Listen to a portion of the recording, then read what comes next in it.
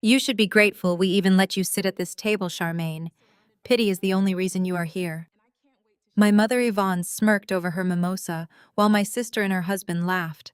I simply took a sip of my coffee, smiled, and paid the bill. They had absolutely no idea that before midnight, I would permanently freeze every single credit card funding their lavish lifestyle and email my lawyer to sell the luxury cabin right out from under them. Before I continue this story, let me know where you are watching from in the comments below. Hit like and subscribe if you have ever had to stand up to family who completely underestimated your worth. Instead of telling you about my emotionally cold childhood in our massive Connecticut house, let me show you exactly who my family is. We were sitting at an upscale brunch spot in downtown Atlanta, the kind of place where the city elite gathered after Sunday service to show off their designer clothes and pretend their lives were perfect. My sister Dominique sat across from me, flashing her massive diamond ring. Next to her was her husband Preston. Preston was a white investment banker who always spoke to me like I was a charity case. He leaned back in his chair, swirling his drink, and decided to start the interrogation. So Charmaine Preston asked loudly enough for the neighboring tables to hear. "Are you still typing away in a dark room somewhere? You know my firm is hiring IT support if you need a real job." Dominique giggled and patted his arm. "Be nice, Preston. Not everyone is meant for the corporate fast track. Some people are just destined to be background characters." I felt the familiar sting of their condescension, but I kept my face completely neutral. I was 35 years old and a highly successful software developer. In fact, I had recently sold my first tech startup for a life-changing sum of money. But my family knew absolutely none of that. To them, I was still the awkward scapegoat who never quite fit their perfect image of black excellence. My mother Yvonne adjusted her silk scarf and delivered the final blow. "You know, Charmaine, you are lucky we even include you in these outings. Pity goes a long way. You really should try to fix your posture and your attitude. Maybe then you could find a husband and stop being such a disappointment." I looked at the three of them. They were wearing clothes I had secretly paid for, sitting in a restaurant I was treating them to, and treating me like dirt. For years I had craved their approval. I had paid off my mother's secret gambling debts to save her standing in the church. I had co-signed the loan for Dominique and Preston's house when his firm took a hit. I had handed over my credit cards, telling them to use them for emergencies, only to watch them fund their luxury vacations. I thought buying their love would finally make me part of the family. Today I realized the truth. They did not love me. They loved my wallet. I signaled the waiter and handed him my black card. "The meal is on me," I said smoothly, standing up from the table. "Thank you for the clarity today. Enjoy your mimosas." I walked out of the restaurant and got into my car. The afternoon sun was shining brightly over Atlanta, but I felt a completely different kind of warmth spreading through my chest. It was liberation. As soon as I arrived at my penthouse apartment, I opened my laptop. I did not shed a single tear. Instead, I logged into my primary banking portal. I navigated to the authorized users section. I saw the list of supplementary cards issued to Yvonne, Dominique, and Preston. The balances were staggering. Just last week, Preston had charged $5,000 at a luxury watch boutique, claiming it was a networking necessity. With one steady click, I disabled every single card. The accounts were permanently frozen. Next, I opened my email and drafted a message to my real estate attorney. I instructed him to immediately list the lakefront cabin for sale. The cabin was a property I had purchased entirely with my own money 4 years ago, but I had allowed my mother to live there rent-free and use it to host her extravagant church retreats. She told all her friends that Preston bought it for her. It was time to pull the rug out from under their entire fictional empire. The fallout happened exactly 6 hours later. I was pouring myself a glass of red wine when my phone began vibrating relentlessly. The caller ID flashed with Dominique's name. I let it go to voicemail. Then my mother called. Then Preston. I calmly took a sip of my wine and finally answered the fifth call. "What did you do?" Dominique screamed into the phone. Her voice was shrill with absolute panic. "Preston and I are at a charity gala and your card just declined in front of the mayor. Do you have any idea how humiliated we are? Fix it right now." I leaned against my kitchen counter. I cannot fix a closed account, Dominique. I decided to take your advice. I am just a background character, so I should probably stop funding the main cast. The line went dead silent for a moment. Then Preston snatched the phone. Listen to me very carefully, Charmaine, he growled, dropping his usual polite facade. You are going to call the bank and authorize this transaction immediately. We are trying to secure a massive real estate deal tonight, and you are ruining our image. You owe this family some respect. I laughed out loud. I owe you nothing, Preston. In fact, if you check your inbox, you will see a notice from my lawyer. I am removing my name as the CO signer on your mortgage.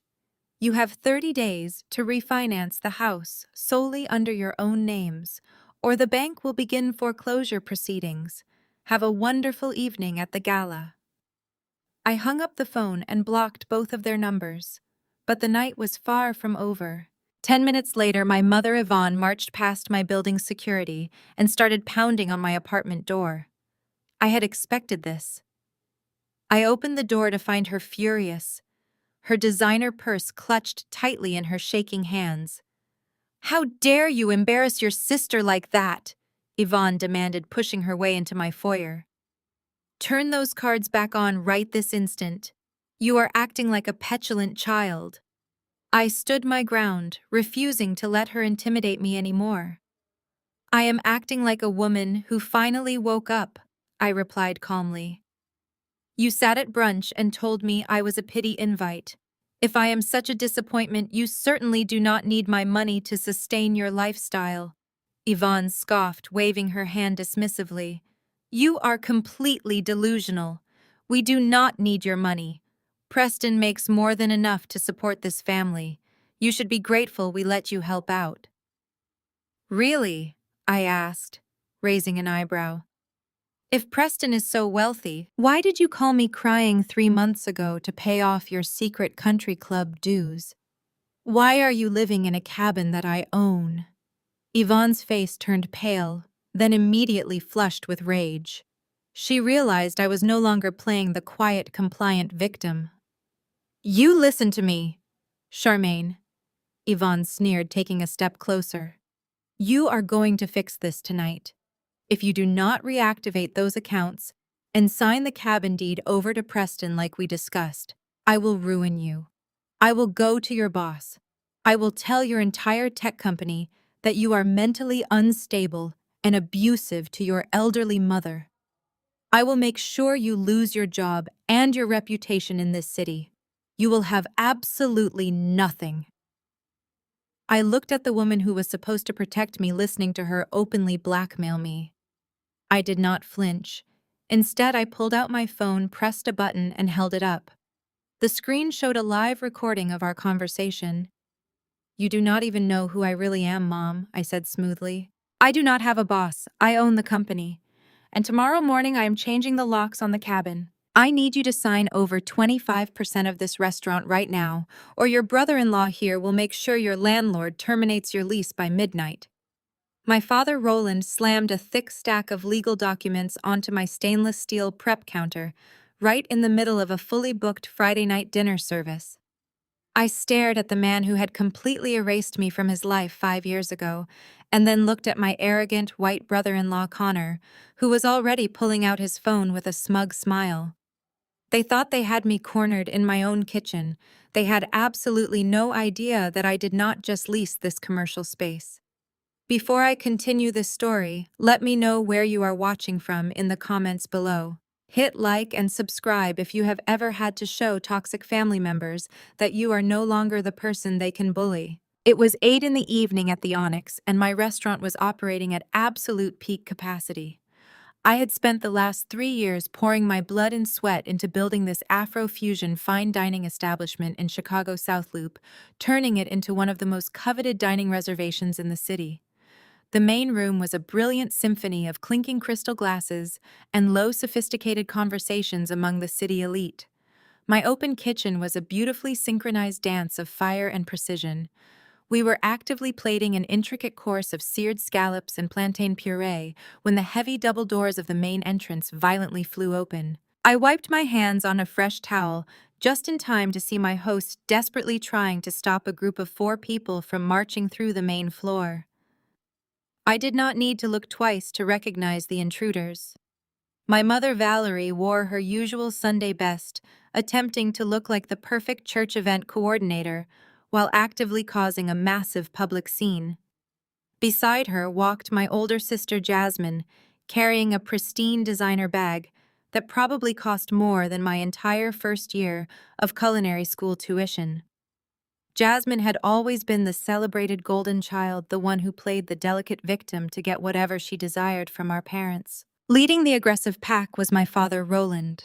He was a former financial executive who cared about absolutely nothing more than his fragile status in the wealthy black social circles of Chicago. And right behind him strutted Connor. Connor was Jasmine's husband, a commercial real estate broker who loved to wield his corporate connections like a weapon against anyone he deemed beneath him.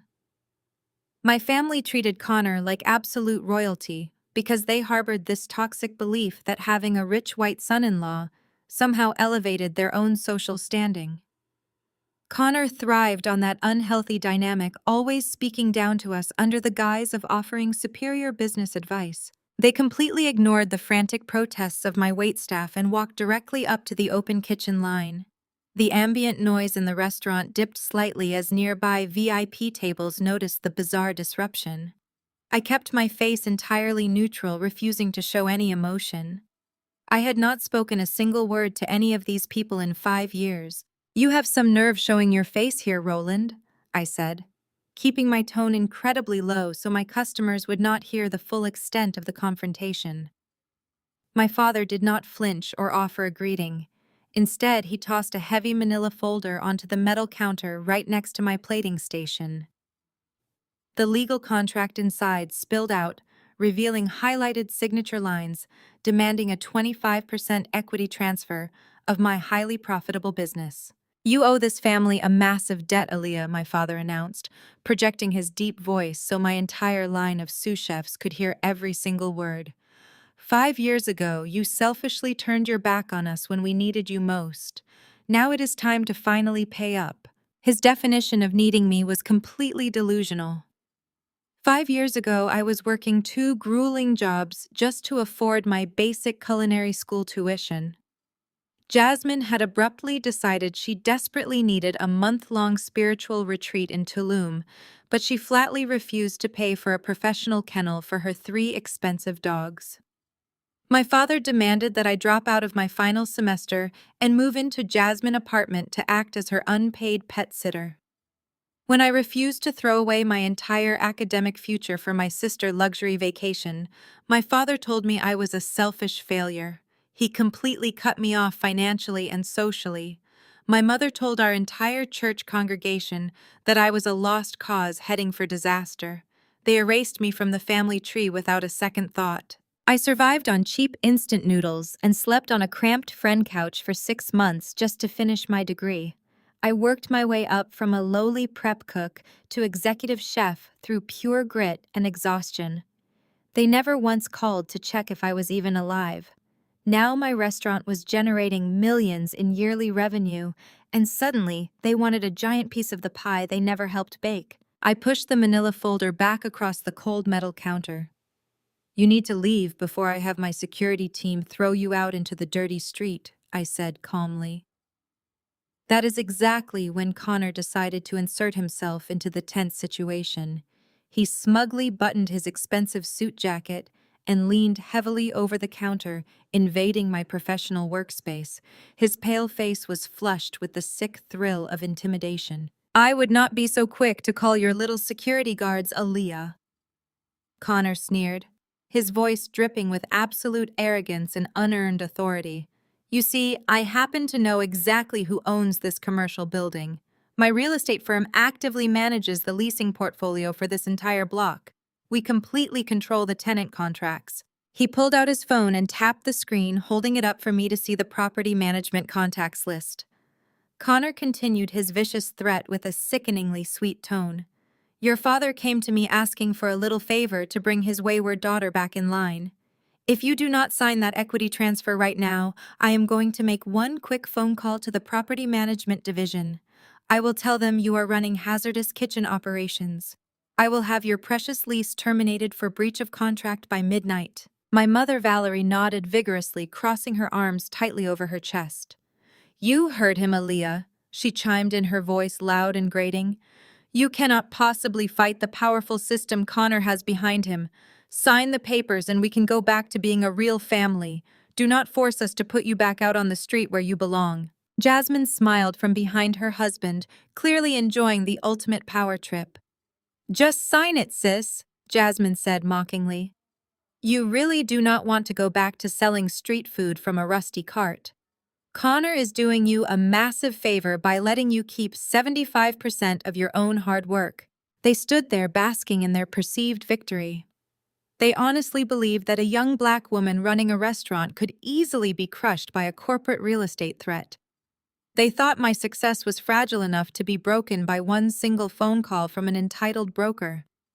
I looked at the thick legal document sitting dangerously close to my cutting board. Then I looked at my father, who was already pulling an expensive pen from his breast pocket, anticipating my complete surrender. I did not panic. I did not raise my voice or show a single ounce of the intense anger boiling beneath my skin. I simply turned to one of my waiters who was standing nearby in stunned silence watching the drama unfold. Bring me a glass of ice water, please, I requested smoothly. I took a slow, deliberate sip from the glass the waiter handed me. The cool water grounded me, keeping my focus razor sharp. I wiped the condensation from my hands and turned my attention completely back to my arrogant brother-in-law. Connor was still holding his phone up, ready to dial the property manager and destroy my entire livelihood. I smiled at him. It was a cold, calculated smile that made his smug expression falter just a fraction. Go ahead, Connor, I said, my voice ringing with absolute certainty over the kitchen noise. Call the landlord right now. In fact, I want you to put it on speaker. Let us hear exactly what they have to say. Connor let out a sharp, patronizing laugh, shaking his head, as if he were dealing with an incredibly stubborn toddler. He actually thought my request was a desperate bluff, a pathetic last stand from a woman who did not understand how the real world operated. Without breaking eye contact, he pulled up his premium property management app on his phone. His thumb tapped the screen with exaggerated precision, navigating straight to the emergency contact line for the building owner. He pressed the call button and immediately engaged the speaker, setting the device right onto the metal counter between us. The dial tone echoed loudly over the rhythmic sizzling of pans and the low hum of the exhaust hoods. 1 ring, 2 rings. My father crossed his arms, leaning back on his heels with a deeply satisfied look etched across his face. He was fully prepared to watch my entire culinary empire crumble into dust tonight. Jasmine stood beside him, practically vibrating with malicious excitement, eagerly waiting for my inevitable surrender. Right as the third ring echoed from Connor's phone, a distinctly different sound sliced through the heavy tension in my kitchen. The customized ringtone of my personal cell phone began playing from the front pocket of my chef coat. I did not rush. I slowly reached into my pocket and retrieved the device, keeping my gaze locked entirely on my pale, arrogant brother-in-law. I swiped to accept the incoming call and pressed the speaker button, holding my phone up for the 4 of them to see. Onyx Limited Liability Company, sole owner of this commercial property? I answered, my voice carrying a lethal dose of calm authority. I asked him who exactly wanted to cancel a lease tonight. The sheer level of absolute silence that descended upon my immediate family was nothing short of intoxicating. The dual feedback loop from the 2 connected phones created a high-pitched squeal, forcing Connor to frantically snatch his device and end the call. The blood completely drained from his face, leaving him looking like a ghost trapped in a tailored suit. His jaw practically unhinged as his eyes darted from my phone to my face. He finally realized the magnitude of his fatal miscalculation.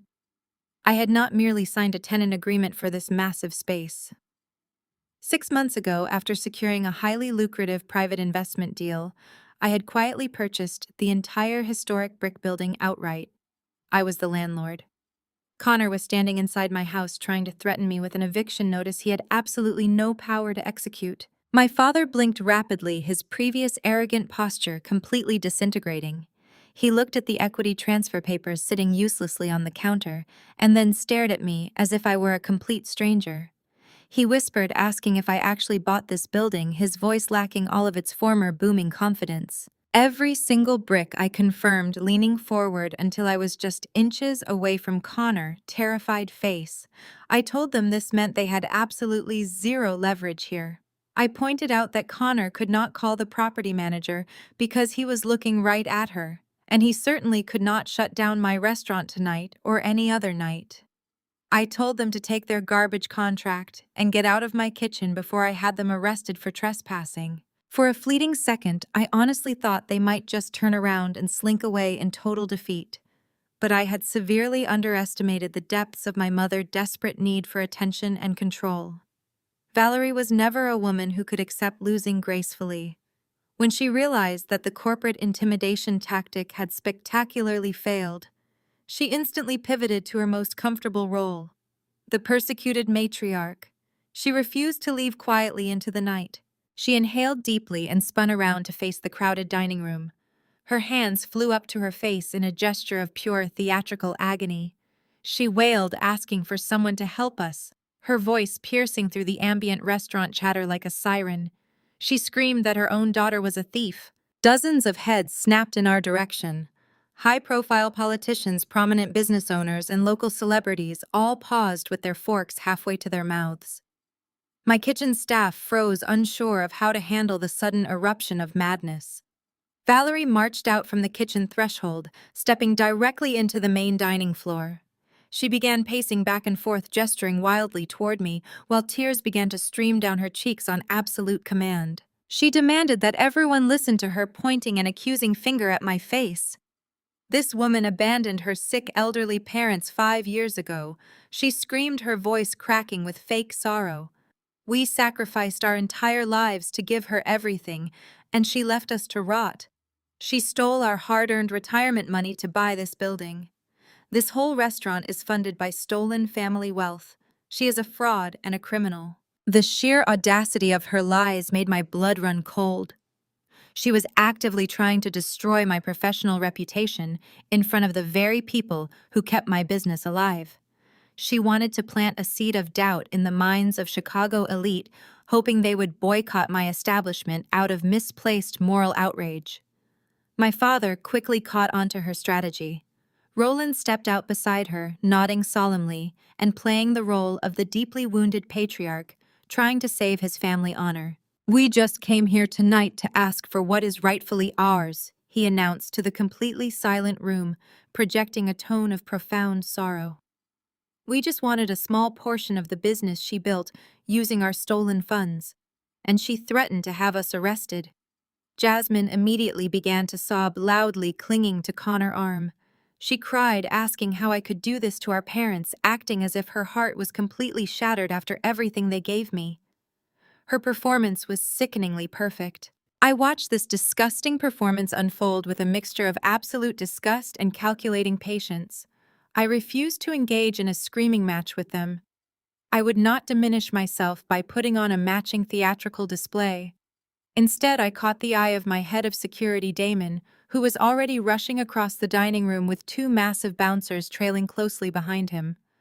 I gave him a curt, definitive nod. I ordered Damon to escort these 4 individuals off my property immediately, my voice projecting clearly enough for the nearest tables to hear. I told him if they resisted or attempted to touch any of my guests, he had my full authorization to physically remove them and involve the police. Damon and his team descended upon my family, forming an impenetrable wall of muscle. Valerie tried to dodge around a bouncer, still screaming her fabricated tale of woe, but Damon stepped effortlessly into her path, firmly grasping her elbow. Roland attempted to puff out his chest and assert his dwindling authority, but the second bouncer simply crowded him, forcing him to step backward toward the main entrance. Connor, who preferred to do his bullying behind closed doors and corporate emails, immediately folded. He grabbed Jasmine's hand and practically dragged her toward the exit, trying to escape the humiliating public spectacle his mother-in-law had created. As the security team pushed them through the heavy glass doors of the vestibule, Jasmine dug her designer heels into the entryway mat, fighting against the momentum. She glared back at me, her tear-stained face twisting into a mask of pure, unadulterated venom. She shrieked, asking if I thought I won tonight, her voice echoing off the glass walls. She yelled that owning a building did not make me untouchable. She promised that her husband would make sure this place was completely shut down by Monday morning. She vowed I would be begging them for a job when he was finished with me. The heavy doors swung shut, cutting off the rest of her toxic tirade. The restaurant remained completely silent for a few agonizing seconds. I smoothed down the front of my chef coat, took a deep, stabilizing breath, and turned to face my dining room. I offered a warm, apologetic smile to my stunned guests. I deeply apologized for that unfortunate interruption, projecting calm hospitality. I told the room it seemed some people simply could not handle seeing a black woman succeed without demanding a piece of her pie. I announced that dessert was completely on the house tonight and asked them to enjoy the rest of their evening. A low murmur of supportive laughter rippled through the crowd, followed by a smattering of applause. The tension slowly dissolved, and the beautiful symphony of fine dining resumed its normal rhythm. I returned to my prep station, picking up my plating tweezers. I had survived the night, but I knew my sister was not making an empty threat. Connor possessed the kind of dangerous corporate weight that could easily crush a solitary restaurant owner. He would not stop until he bled my business dry. Monday morning arrived with a bitter chill that swept off Lake Michigan and settled deep into the concrete of the city. I unlocked the heavy glass doors of the Onyx at 6 in the morning, fully expecting the quiet solace of a kitchen before the daily chaos began. I cherished these early hours. They were my sanctuary. But as I stepped into the vestibule, I found that my sanctuary had already been breached. Standing in the foyer were three individuals holding clipboards and wearing expressions of severe bureaucratic authority. One wore the unmistakable uniform of the Chicago Fire Marshal. The other two displayed badges from the Chicago Department of Public Health. My heart gave a singular painful thud against my ribs, but I forced my face to remain entirely composed. They introduced themselves with curt efficiency, stating they had received an urgent anonymous tip over the weekend regarding severe health and safety violations in my establishment. The lead health inspector, a tall woman with sharp eyes, began listing the fabricated complaints. She claimed the anonymous source reported rampant pest infestations, improperly stored raw proteins, and a catastrophic failure of our commercial exhaust system that posed an immediate fire hazard. The accusations were so wildly inaccurate that they bordered on comedic. I knew exactly who had orchestrated this ambush. Connor was making good on his vicious threat from Friday night. He was weaponizing the city bureaucracy against me, hoping to drown my business in red tape and forced closures. He wanted to bleed me dry through fines and lost revenue. I did not argue or raise my voice in defensive anger. I simply smiled a calm, accommodating smile and invited them to inspect every single inch of my property. I led the inspectors straight into the heart of my kitchen. I turned on the overhead fluorescent lights, illuminating the gleaming stainless steel countertops and the impeccably scrubbed tile floors. I guided the health officials to my walk-in refrigerators, showing them the meticulously labeled and dated containers. Every piece of premium Wagyu beef and organic produce was stored precisely according to the strictest temperature control standards. There was not a single speck of cross-contamination. There was no trace of any pest anywhere in the building. The fire marshal examined the exhaust hoods and the fire suppression systems, running his gloved hand along the metal joints. He found absolutely nothing but clean, sanitized surfaces and completely up-to-date inspection tags. I walked them through my dry storage, my prep stations, and my dishwashing bays. I answered every technical question with the absolute confidence of an executive chef who ran her kitchen with military precision. The aggressive demeanor of the city officials slowly evaporated. Their sharp, skeptical glances transformed into looks of genuine admiration. The lead health inspector closed her clipboard and offered a highly apologetic smile. She admitted that the anonymous tip appeared to be completely unfounded and intentionally malicious. She complimented the pristine condition of my facility, stating it was one of the cleanest operations she had seen in her entire career. The fire marshal echoed her sentiments, apologizing for the early morning disruption to my preparation schedule. I accepted their apologies with gracious hospitality, thanking them for keeping the city dining scene safe. As I walked them back to the front entrance, I felt a massive wave of relief wash over my tired shoulders. But the relief was instantly replaced by a cold, burning fury. The moment the inspectors drove away, I marched into my private office and locked the door. I needed to know exactly how Connor had executed this attack. Anonymous tipsters usually leave a digital footprint if they file complaints through the online city portals. I called a close friend who worked in downtown data analytics. I asked him to pull a massive favor and trace the origin of the health department complaints filed against the Onyx over the weekend. Within an hour, my friend sent me a secure message containing the source information. The complaints had been submitted from a computer using an IP address directly registered to a corporate network. It was the exact corporate network of the commercial real estate firm where Connor served as a senior broker. Connor was not just throwing a tantrum, he was utilizing his corporate resources to launch a coordinated, systematic attack on my livelihood. He was using his white-collar power to harass a black female business owner, attempting to bury me under mountains of false legal scrutiny. He honestly believed his wealth and connections made him completely untouchable. He thought he could break my spirit before the week even truly began. I sat at my desk, staring at the digital proof of his sabotage. I promised myself right then that I would not simply survive his attacks. I was going to gather every piece of evidence and use it to destroy his entire false empire. I took a deep breath, ready to head back to the kitchen and begin my prep work for the evening service. But before I could even stand up, my office phone began to ring. It was the direct line for my primary wholesale supplier. The distributor provided all the specialty organic meats and rare imported spices that defined my entire menu. I answered the call, expecting a routine delivery update. Instead, the voice on the other end delivered a message that made the blood freeze in my veins. The regional manager of the supply company sounded incredibly nervous as he spoke. He told me that their executive board had just held an emergency meeting regarding my account. Effective immediately, they were permanently severing our business relationship. They were refusing to deliver the massive order of premium ingredients I desperately needed for the upcoming weekend rush. I demanded an explanation, reminding him of my flawless payment history and our long-standing professional loyalty. The manager stammered, offering pathetic excuses about supply chain shortages and changing corporate priorities. I knew he was lying. I demanded the actual truth, my voice slicing through his weak justifications. He finally cracked under the immense pressure. He confessed that an extremely powerful real estate developer had personally threatened to pull the commercial leases on 3 of their largest storage warehouses if they did not cut me off completely. Connor was actively strangling my entire supply lines. He was aggressively trying to starve my business to death. Sunday mornings at my restaurant were traditionally a vibrant celebration of culture and culinary excellence. For the past 3 years, my post-service brunch had been the premier destination for the most prominent Black congregations in Chicago.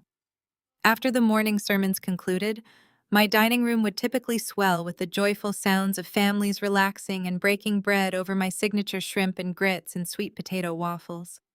I had deliberately designed my Sunday menu to honor the rich traditions of Southern soul food, elevated with modern culinary technique. My prep team had arrived at 4 in the morning to prepare for the massive influx of guaranteed guests. We roasted the pork belly, infused the seasonal syrups, and arranged the dining room to accommodate the usual 300 covers we expected before noon. But as the clock struck 12:30, the heavy glass doors of my restaurant remained entirely untouched. The dining room was completely desolate. The silence was absolute and suffocating.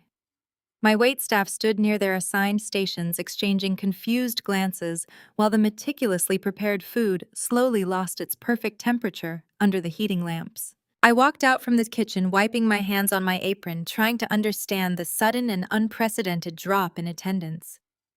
I pulled my phone from my pocket to check if there was a local parade or a major street closure blocking access to the South Loop. Instead, I opened my social media applications and found my timeline completely flooded with notifications. Several of my loyal, regular customers had tagged me in a live video broadcast from the largest and most influential church in the district. I tapped the screen and felt the air completely leave my lungs. There, standing at the polished wooden pulpit in front of 2,000 devoted parishioners, was my mother, Valerie. She was wearing a somber dark dress, clutching a lace handkerchief, and delivering the performance of a lifetime. The camera zoomed in on her face as she wept, producing large, calculated tears that streamed down her cheeks. She held the microphone and loudly testified to the congregation about the deep sorrow breaking her heart.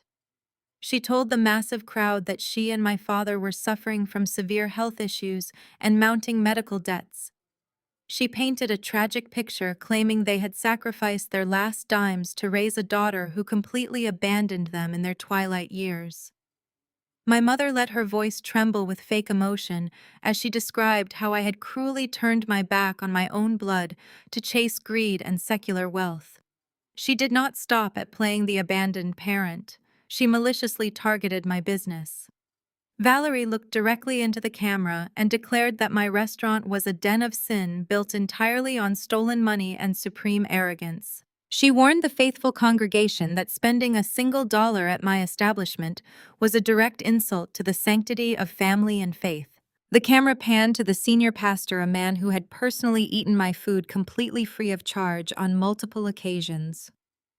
He stepped up beside my mother, placing a comforting hand on her shaking shoulder. He grabbed the microphone and announced a strict, immediate boycott of my restaurant. He instructed the entire church network to spread the word, demanding that no respectable member of the community support a business run by an ungrateful and abusive child. He weaponized his religious authority to publicly excommunicate me from the very community I had worked so hard to uplift. Watching the live feed, I viewed hundreds of comments pouring in from people condemning me, calling me a disgrace, and vowing to cancel their upcoming reservations. My own mother was systematically dismantling my social standing, using the sacred space of the church as her personal execution block. The sheer weight of the betrayal was staggering. The church had always been the absolute cornerstone of our social network, and Valerie knew exactly how to wield its power to isolate me completely. She wanted me to look at my empty dining room and feel completely broken. She wanted me to crawl back to her begging for forgiveness and offering Connor the equity stake just to lift the devastating boycott. I locked my phone and looked around my empty restaurant. I saw the crestfallen faces of my servers and the mountain of expensive ingredients waiting in the kitchen. I refused to let her win. I refused to throw away thousands of dollars in premium food or send my hardworking staff home without their expected wages. I took a deep breath and immediately shifted my entire strategy. If the church crowd was going to abandon me, I would open my doors to the people who truly understood the brutal reality of this business. I recorded a quick high-energy video from my beautiful dining room. I announced the very first spontaneous industry brunch at my restaurant. I offered a massive discount to any chef, bartender, line cook, or hospitality worker in Chicago who showed their professional credentials at the door. I blasted the video across every local restaurant network and hospitality forum in the city. I tagged rival chefs and prominent mixologists, inviting them to come feast on premium soul food after surviving their grueling weekend shifts. The response was instantaneous and overwhelming. Within 45 minutes, the heavy glass doors swung open and the absolute best culinary talents in Chicago flooded into my restaurant. Exhausted line cooks, off-duty sommeliers, and high-profile executive chefs filled every single table. The atmosphere transformed from a quiet funeral parlor into an incredibly vibrant, loud, and joyous celebration of industry solidarity. They ordered top-shelf champagne, devoured the pork belly, and posted countless photos praising the exceptional quality of the food. By 2 in the afternoon, we were completely sold out. My staff was moving at top speed, earning massive tips from industry peers who knew exactly how to take care of their own. My mother intended to starve my business, but she inadvertently helped me launch the most successful and highly publicized industry event the South Loop had ever seen. As I was wiping down the expo counter, marveling at the incredible energy vibrating through the building, my private office line began to ring. I stepped away from the joyful chaos and locked myself in my quiet office. I answered the phone and heard the low, serious voice of my mentor, Elias. He did not bother with any pleasantries or small talk. His tone carried a heavy gravity that immediately commanded my full attention. He told me that he had been digging through the financial history of Roland and Connor all weekend just as I requested. Elias stated that he had finally uncovered the absolute truth behind their desperate attempt to extort my business. He instructed me to sit down because what he was about to tell me was going to change everything I thought I knew about the past 5 years. Elias said he had found the exact paper trail, and it was far worse than simply a greedy family wanting a free paycheck. They were hiding a massive, devastating secret. I locked the door to my private office and grabbed my coat, feeling the residual adrenaline from the incredibly successful industry brunch slowly fading into a cold knot of anxiety. Elias had never used that tone with me before. In all the years he had guided my financial portfolio, acting as the quiet architect behind my business expansion, he had always remained perfectly composed. His sudden urgency signaled a massive shift in the battlefield. I slipped out the back delivery entrance of the restaurant, avoiding the lingering chefs who were still celebrating in the main dining room. The crisp Chicago wind whipped across my face as I walked toward my car, pulling my collar tight against the sudden chill. I drove straight to Bronzeville, navigating the familiar streets until I reached a dimly lit members-only cigar lounge where Elias preferred to conduct his most sensitive meetings.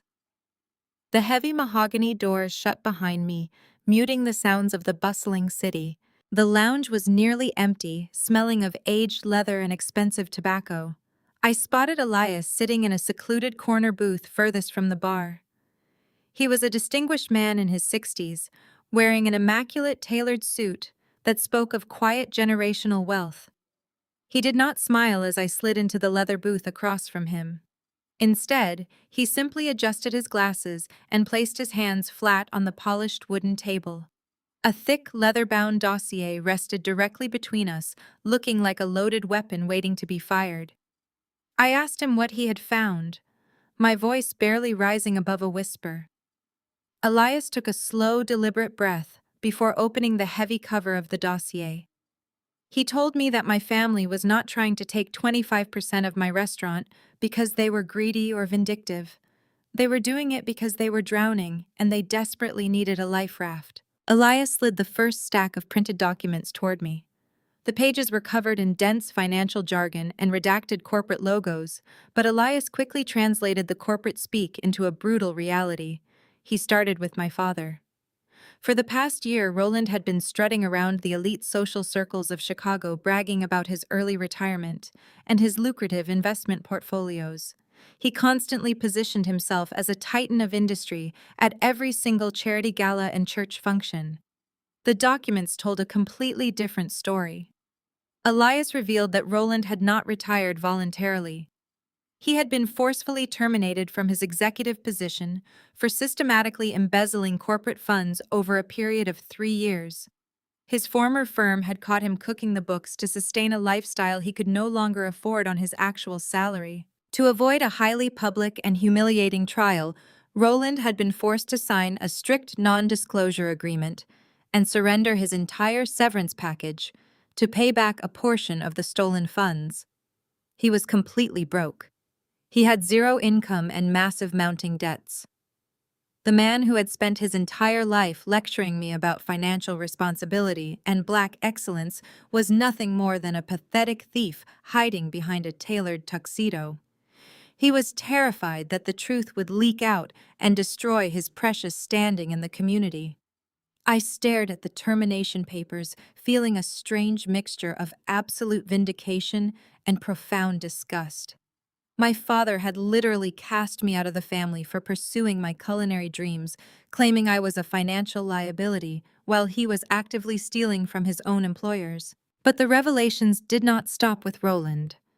Elias smoothly pulled the next section of the dossier forward, tapping his index finger against a series of red-flagged bank records.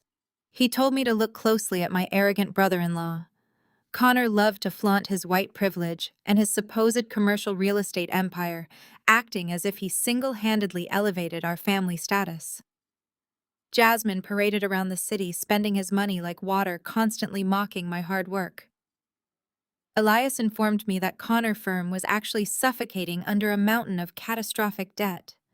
He had made several highly aggressive and incredibly foolish investments in commercial properties right before the market shifted. Now those properties were sitting completely empty, bleeding cash every single day. Connor was defaulting on his massive corporate loans, and his creditors were actively preparing to seize his personal assets. The luxury cars, the sprawling suburban mansion, the expensive designer bags my sister loved to show off on social media were all entirely financed by aggressive credit and impending ruin. Connor and Jasmine were essentially living in a gorgeous house of cards that was just weeks away from completely collapsing. Elias explained that this was the exact reason they had ambushed my restaurant on Friday night. They needed to force me into signing over a 25% equity stake in a highly profitable cash-positive business. They planned to use my clean revenue to secure emergency loans and illegally restructure their failing corporate debt before the banks came to collect. They viewed my restaurant as their personal piggy bank. They thought they could simply bully me into surrendering the fruits of my labor to save their own sinking ships. I felt a hot wave of pure righteous anger coursing through my veins. I looked up at Elias, ready to ask how we could use this information to legally crush them. But Elias did not look triumphant. His eyes held a deep, profound sorrow that instantly made my stomach drop. He gently closed the folders on Roland and Connor and pulled out one final single sheet of paper from the very back of the dossier. He slid it across the smooth wooden table, stopping it right in front of my hands. Elias told me he dug deeper into the origin of Connor failing investments, searching for the exact moment the financial rot began. He pointed a steady finger at a specific highlighted bank transfer dated exactly 5 years ago. It was the exact same month my father had kicked me out of the house and cut me off entirely. I looked down at the highlighted line. The alphanumeric codes and routing numbers swam before my eyes until they snapped into terrifying focus. I read the name of the originating account and felt the blood completely drain from my face, leaving me cold and hollow. It was the trust account my late grandmother had established for my college tuition. The account that Roland and Valerie claimed had been decimated by a sudden market crash. The $150,000 meant for my education had not been lost in a bad market.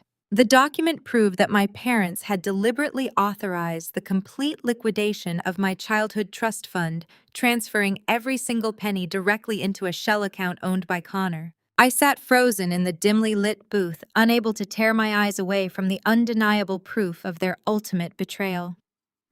My parents had not cut me off because I refused to babysit a dog. They had not thrown me onto the streets because I was a disappointment. They had completely drained my future, my education, and my security simply to bail out the early gambling debts of their precious white son-in-law. They chose to protect Connor's fragile ego over my basic survival. They let me starve and struggle while they secretly handed my inheritance to a man who despised me. The sheer magnitude of this historical deception threatened to crush the breath right out of my lungs. They stole my past to save him, and now they were trying to steal my present for the exact same reason. I stared at the heavily redacted bank statement, unable to comprehend the sheer magnitude of the betrayal staring back at me. The printed numbers blurred and sharpened in my vision. $150,000. Every single cent my late grandmother had meticulously saved to ensure I could graduate from culinary school without the crushing weight of student debt was gone. It had not evaporated in a tragic stock market crash like my parents had tearfully claimed. It had been intentionally wired into a dummy corporation registered entirely under Connor's name. I traced my index finger over the authorized signature line. There, in dark blue ink, were the unmistakable handwriting loops of my father Roland and my mother Valerie. They had jointly signed away my entire future. Elias sat quietly across the leather booth, allowing the suffocating reality of the documents to fully settle over me. He did not offer empty platitudes or useless apologies. He simply pushed a secondary folder toward my trembling hands. This folder contained the fragmented financial history of Connor's early career as a commercial real estate broker. It detailed a series of incredibly reckless cryptocurrency investments Connor had made right around the time he first married my sister Jasmine. He had tried to play the role of a brilliant rogue investor, pouring massive amounts of borrowed capital into unregulated digital markets. When the crypto bubble inevitably burst, Connor found himself personally liable for a catastrophic mountain of debt. He was on the verge of total bankruptcy and facing potential lawsuits from angry private investors. Instead of letting their arrogant son-in-law face the severe consequences of his own phenomenal stupidity, my parents made a choice. They looked at Connor with his tailored suits and his aggressive white privilege and decided his comfort was far more valuable than my education. They viewed his presence in our family as the ultimate status symbol. To Roland and Valerie, having a wealthy white broker married to their golden child elevated their standing in the elite black social circles of Chicago. They could not bear the thought of showing up to their country club dinners and admitting that their precious son-in-law was actually a broke failed investor. So they quietly liquidated my childhood trust fund to bail him out. The profound sickness of their decision made my stomach violently churn. They chose him over me. They chose a man who constantly belittled our culture, who spoke down to my father, and who treated me like the hired help. They handed him my grandmother, hard-earned legacy, just so Jasmine could keep posting pictures of her luxury vacations and Roland could keep bragging about his successful corporate family. They literally fed my dreams to the fire just to keep Connor comfortably warm. Suddenly, the agonizing memory of my eviction 5 years ago took on an entirely new and sinister context. I remembered the screaming match in our family kitchen. I remembered my father face twisting with exaggerated rage when I told him I could not skip my final culinary exams to babysit Jasmine expensive dogs. I remembered how quickly the argument escalated, how unnaturally fast my mother resorted to calling me a selfish, ungrateful disappointment. They packed my bags and threw me out onto the street with a speed that always felt deeply confusing. Now the devastating truth was glaringly obvious. The argument about the dogs was a completely manufactured crisis. It was a calculated theatrical diversion. They needed a valid excuse to cut me off and kick me out before I turned 24. That was the exact age my grandmother trust stipulated I would gain full legal control over the account. They knew that if I stayed in the house and demanded access to my educational funds, their massive financial crime would be instantly exposed. They needed me gone. They needed me to be the villain in the family narrative. By casting me as the selfish, rebellious daughter, they successfully isolated me from the rest of our extended family. They ensured that no one would ever listen to me if I started asking questions about the missing money. They psychologically tortured me and threw me into poverty simply to cover their tracks. I gripped the edge of the heavy wooden table, my knuckles turning completely white. For 5 agonizing years, I had carried the heavy burden of their rejection. I had spent countless sleepless nights wondering what was fundamentally wrong with me. I had internalized their cruel words, believing I was unworthy of unconditional love. I had exhausted myself working double shifts in sweltering kitchens, trying to prove my value to people who had already stolen my worth. The grief I held for my lost family instantly evaporated. In its place, a cold, indestructible armor began to form around my heart. I looked up at Elias, my vision perfectly clear. I asked him why they needed my restaurant now. I pointed out that the trust fund money was gone, and Connor debts from 5 years ago were already paid. I reasoned that if Connor was just currently struggling with bad commercial real estate investments, he would simply ask Roland for another cash bailout. But Roland was broke too. I told Elias that demanding a 25% equity stake in a highly visible cash-positive hospitality business was an incredibly specific request. It was not a simple cash grab. It was a strategic corporate maneuver. They did not want my profits. They needed the clean, functional architecture of my business operations. Elias offered a slow, grim nod, acknowledging my rapid deduction. "You possess an exceptionally sharp mind, Aaliyah," he murmured, his voice rumbling with quiet respect. "You are absolutely correct. They do not want the revenue your restaurant generates. They are far too desperate for a simple monthly dividend. They need the legal structure of your enterprise." He reached into the very back of his leather briefcase and produced a final manila envelope. This envelope was sealed with red tamper-evident tape. Elias carefully broke the seal and slid a thick stack of densely printed legal paperwork onto the table. The documents did not look like standard bank statements or corporate ledgers. They bore the intimidating official seal of the United States Department of Justice. Elias explained that Connor's current financial ruin was not simply the result of a changing real estate market. Connor had been actively engaging in systematic mortgage fraud and illegal redlining practices across minority neighborhoods in the South Loop. He had been creating fake property valuations to secure massive commercial loans, then moving that illicit capital through various shell companies. But his sloppy, arrogant methods had finally caught up with him. He had triggered a silent but aggressive federal audit. I stared at the bold black lettering at the top of the primary document. It was a direct federal subpoena demanding the immediate surrender of all financial communications related to Connor primary brokerage firm. Elias turned to the second page, highlighting a specific paragraph outlining the scope of the federal inquiry. The investigators were actively tracking the flow of illicit funds, looking for any business entities used to wash the dirty money. Elias folded his hands together, looking me directly in the eyes. He stated that Connor and Roland were currently under a covert FBI investigation for money laundering and federal fraud. They were completely out of time and out of options. They desperately needed to attach their failing fraudulent firm to a perfectly legitimate thriving business before the end of the fiscal month.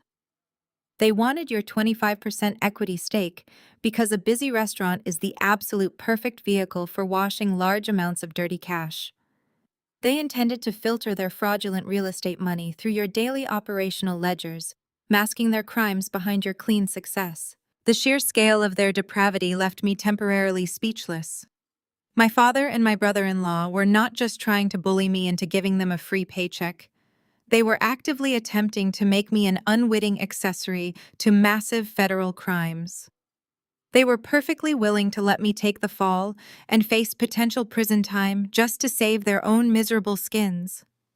They wanted to use the very business I bled to build as a human shield against the federal government. I closed the dossier, my heart pounding with a dangerous new rhythm. The initial shock had entirely passed, leaving behind a chilling, lethal clarity. They thought they could walk into my kitchen and intimidate the scared little girl they threw away 5 years ago. They were about to discover that the fire they abandoned me in had forged a woman who knew exactly how to burn their entire world to ashes. I left the dimly lit cigar lounge with a heavy dossier secured tightly inside my leather satchel, feeling the cold Chicago wind bite through my coat. The drive back to the South Loop felt entirely surreal as the bright city lights blurred past my windshield. My own parents and my arrogant brother-in-law were actively trying to frame me for federal mortgage fraud. They wanted to use my pristine restaurant to launder their dirty money before the government auditors kicked down their suburban doors. I parked my vehicle in the private alleyway behind my establishment and unlocked the heavy steel delivery door. The kitchen was completely silent now, scrubbed clean, and smelling faintly of industrial citrus sanitizer. I placed the dossier on my stainless steel prep counter, running my fingers over the smooth metal surface. I needed time to formulate a bulletproof strategy to completely dismantle their criminal operation. But before I could even begin to map out my counterattack, a sharp, frantic knocking echoed from the heavy steel door I had just locked. I walked over and checked the security monitor mounted on the exposed brick wall. Standing alone in the cold, dark alleyway, shivering in a thin designer trench coat, was my older sister Jasmine. I unbolted the heavy deadbolt and pulled the door open, revealing my sister standing under the flickering yellow security light. Jasmine looked uncharacteristically disheveled. Her usually flawless makeup was slightly smudged, and her eyes were rimmed with red. She immediately launched into her performance, shivering dramatically as she stepped over the threshold into the warm kitchen. She looked around the empty, gleaming space, wrapping her arms tightly around her own waist. She claimed she had to sneak away from Connor to come see me, insisting she was absolutely desperate to fix our broken family. I crossed my arms over my chef coat, leaning back against the metal counter, and simply watched her act. I did not offer her a chair or a glass of water. I waited in absolute silence, forcing her to fill the uncomfortable void with her practiced lies. Jasmine took a shaky breath and let the first calculated tear fall down her cheek. She stepped closer to me, her voice trembling with manufactured sorrow. She begged me to please reconsider signing the equity transfer documents. She claimed that Connor was simply overwhelmed by the massive stress of his high-profile corporate deals and did not mean to threaten me so aggressively on Friday night. She painted him as a hardworking victim of a volatile real estate market, completely ignoring his vicious racism and entitlement. Then she pulled out her most disgusting weapon. She lowered her voice to a pathetic whisper and told me that our father Roland was severely ill. She claimed his heart was rapidly failing, and the doctors were incredibly worried about his dangerously high blood pressure. She spun a tragic tale about how the stress of our ongoing family estrangement was literally killing the patriarch of our family. I stared at her, recognizing the absolute absurdity of her fabrication. I had just read the private investigator dossier provided by Elias less than an hour ago. Roland was not suffering from a failing heart condition. He was suffering from a failing bank account after being forcefully terminated for corporate embezzlement. The sheer audacity of her using a fake terminal illness to extort me made my stomach churn with pure revulsion. The hypocrisy was physically nauseating, but I forced my facial muscles to relax, projecting an aura of weary defeat. I needed her to truly believe that her emotional manipulation was actually working on my defenses. Seeing my posture subtly soften, Jasmine immediately moved in for the emotional kill. She reached out and placed a trembling manicured hand over mine, squeezing my fingers with fake sisterly affection. She deployed the exact same psychological manipulation she had used to control me since we were children. She utilized weaponized incompetence to an insulting degree. She told me that I was always the strong one. She whimpered that I always knew how to survive and thrive, no matter how hard things got in the real world. She claimed she was weak and fragile, completely reliant on her wealthy husband to keep a roof over her head. Jasmine looked me directly in the eyes and stated we desperately needed this business deal to keep the family together. She begged me to be the bigger person to save our parents from total despair and to rescue her marriage from the brink of absolute collapse. She was actively asking me to sacrifice my entire livelihood to subsidize her fraudulent luxury lifestyle. She wanted me to surrender my clean business to federal criminals because she truly believed my labor was specifically meant to serve her personal comfort. The overwhelming historical hypocrisy was deeply offensive. 5 years ago, she happily watched my parents drain my childhood college trust fund to pay off the gambling debts of her white husband.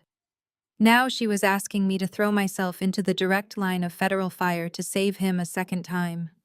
She wanted me to build her a golden parachute out of my own bones. I swallowed the bitter taste of disgust coating my throat.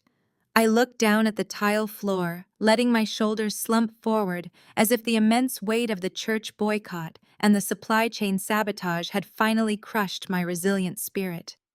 I let out a long, defeated sigh, playing the role of the broken, exhausted sister perfectly. I told Jasmine that the past few days had been an absolute relentless nightmare.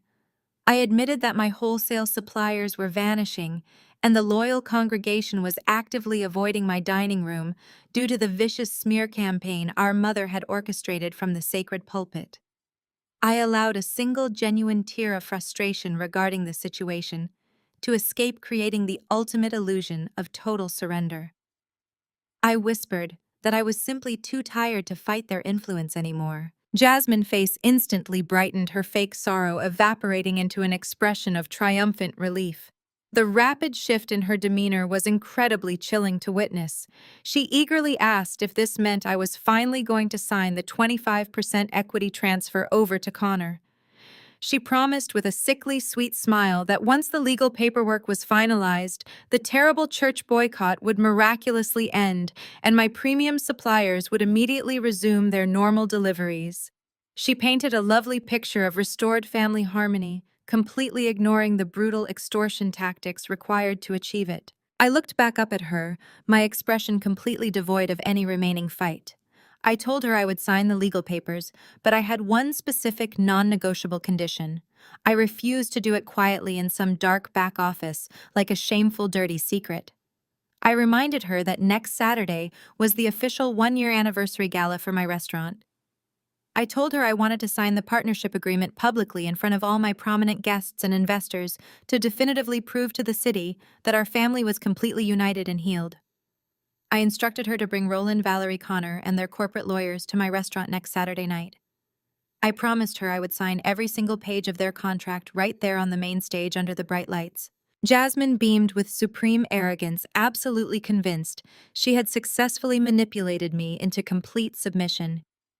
She saw only the glittering prospect of saving her sprawling suburban mansion and her expensive designer wardrobe. She quickly hugged me, her embrace feeling entirely hollow and completely transactional. She practically skipped out the heavy steel back door, her heels clicking cheerfully against the pavement, completely unaware of the brutal reality of her situation. She walked out into the cold Chicago night, firmly believing she had won the ultimate victory over her younger sister. She had absolutely no idea that she had just eagerly agreed to walk her entire family straight into a devastating, inescapable federal trap. The heavy glass doors of my restaurant swung open to admit the architects of my supposed destruction. My father stepped out of the rented luxury vehicle, tossing the keys to my valet with a dismissive flick of his wrist. He wore a velvet dinner jacket that he likely purchased on a heavily maxed-out credit card.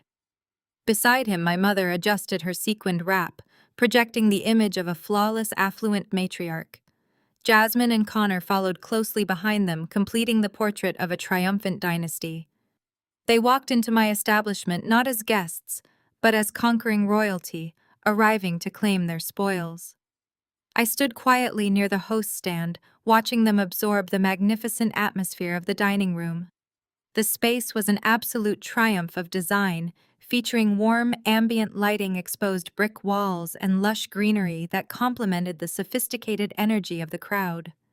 Every single table was occupied by the most influential figures in the city. The air hummed with the sophisticated chatter of elite politicians, prominent food critics, and wealthy socialites. My family did not simply enter the room, they aggressively invaded it. They immediately began working the crowd, eager to establish their dominance before the ink on our supposed contract could even dry. My father drifted straight toward a group of his former corporate associates. These were the very men who had quietly terminated his employment for embezzlement just a year ago. Roland puffed out his chest and spoke loudly about his vast investment portfolios and his brilliant real estate ventures.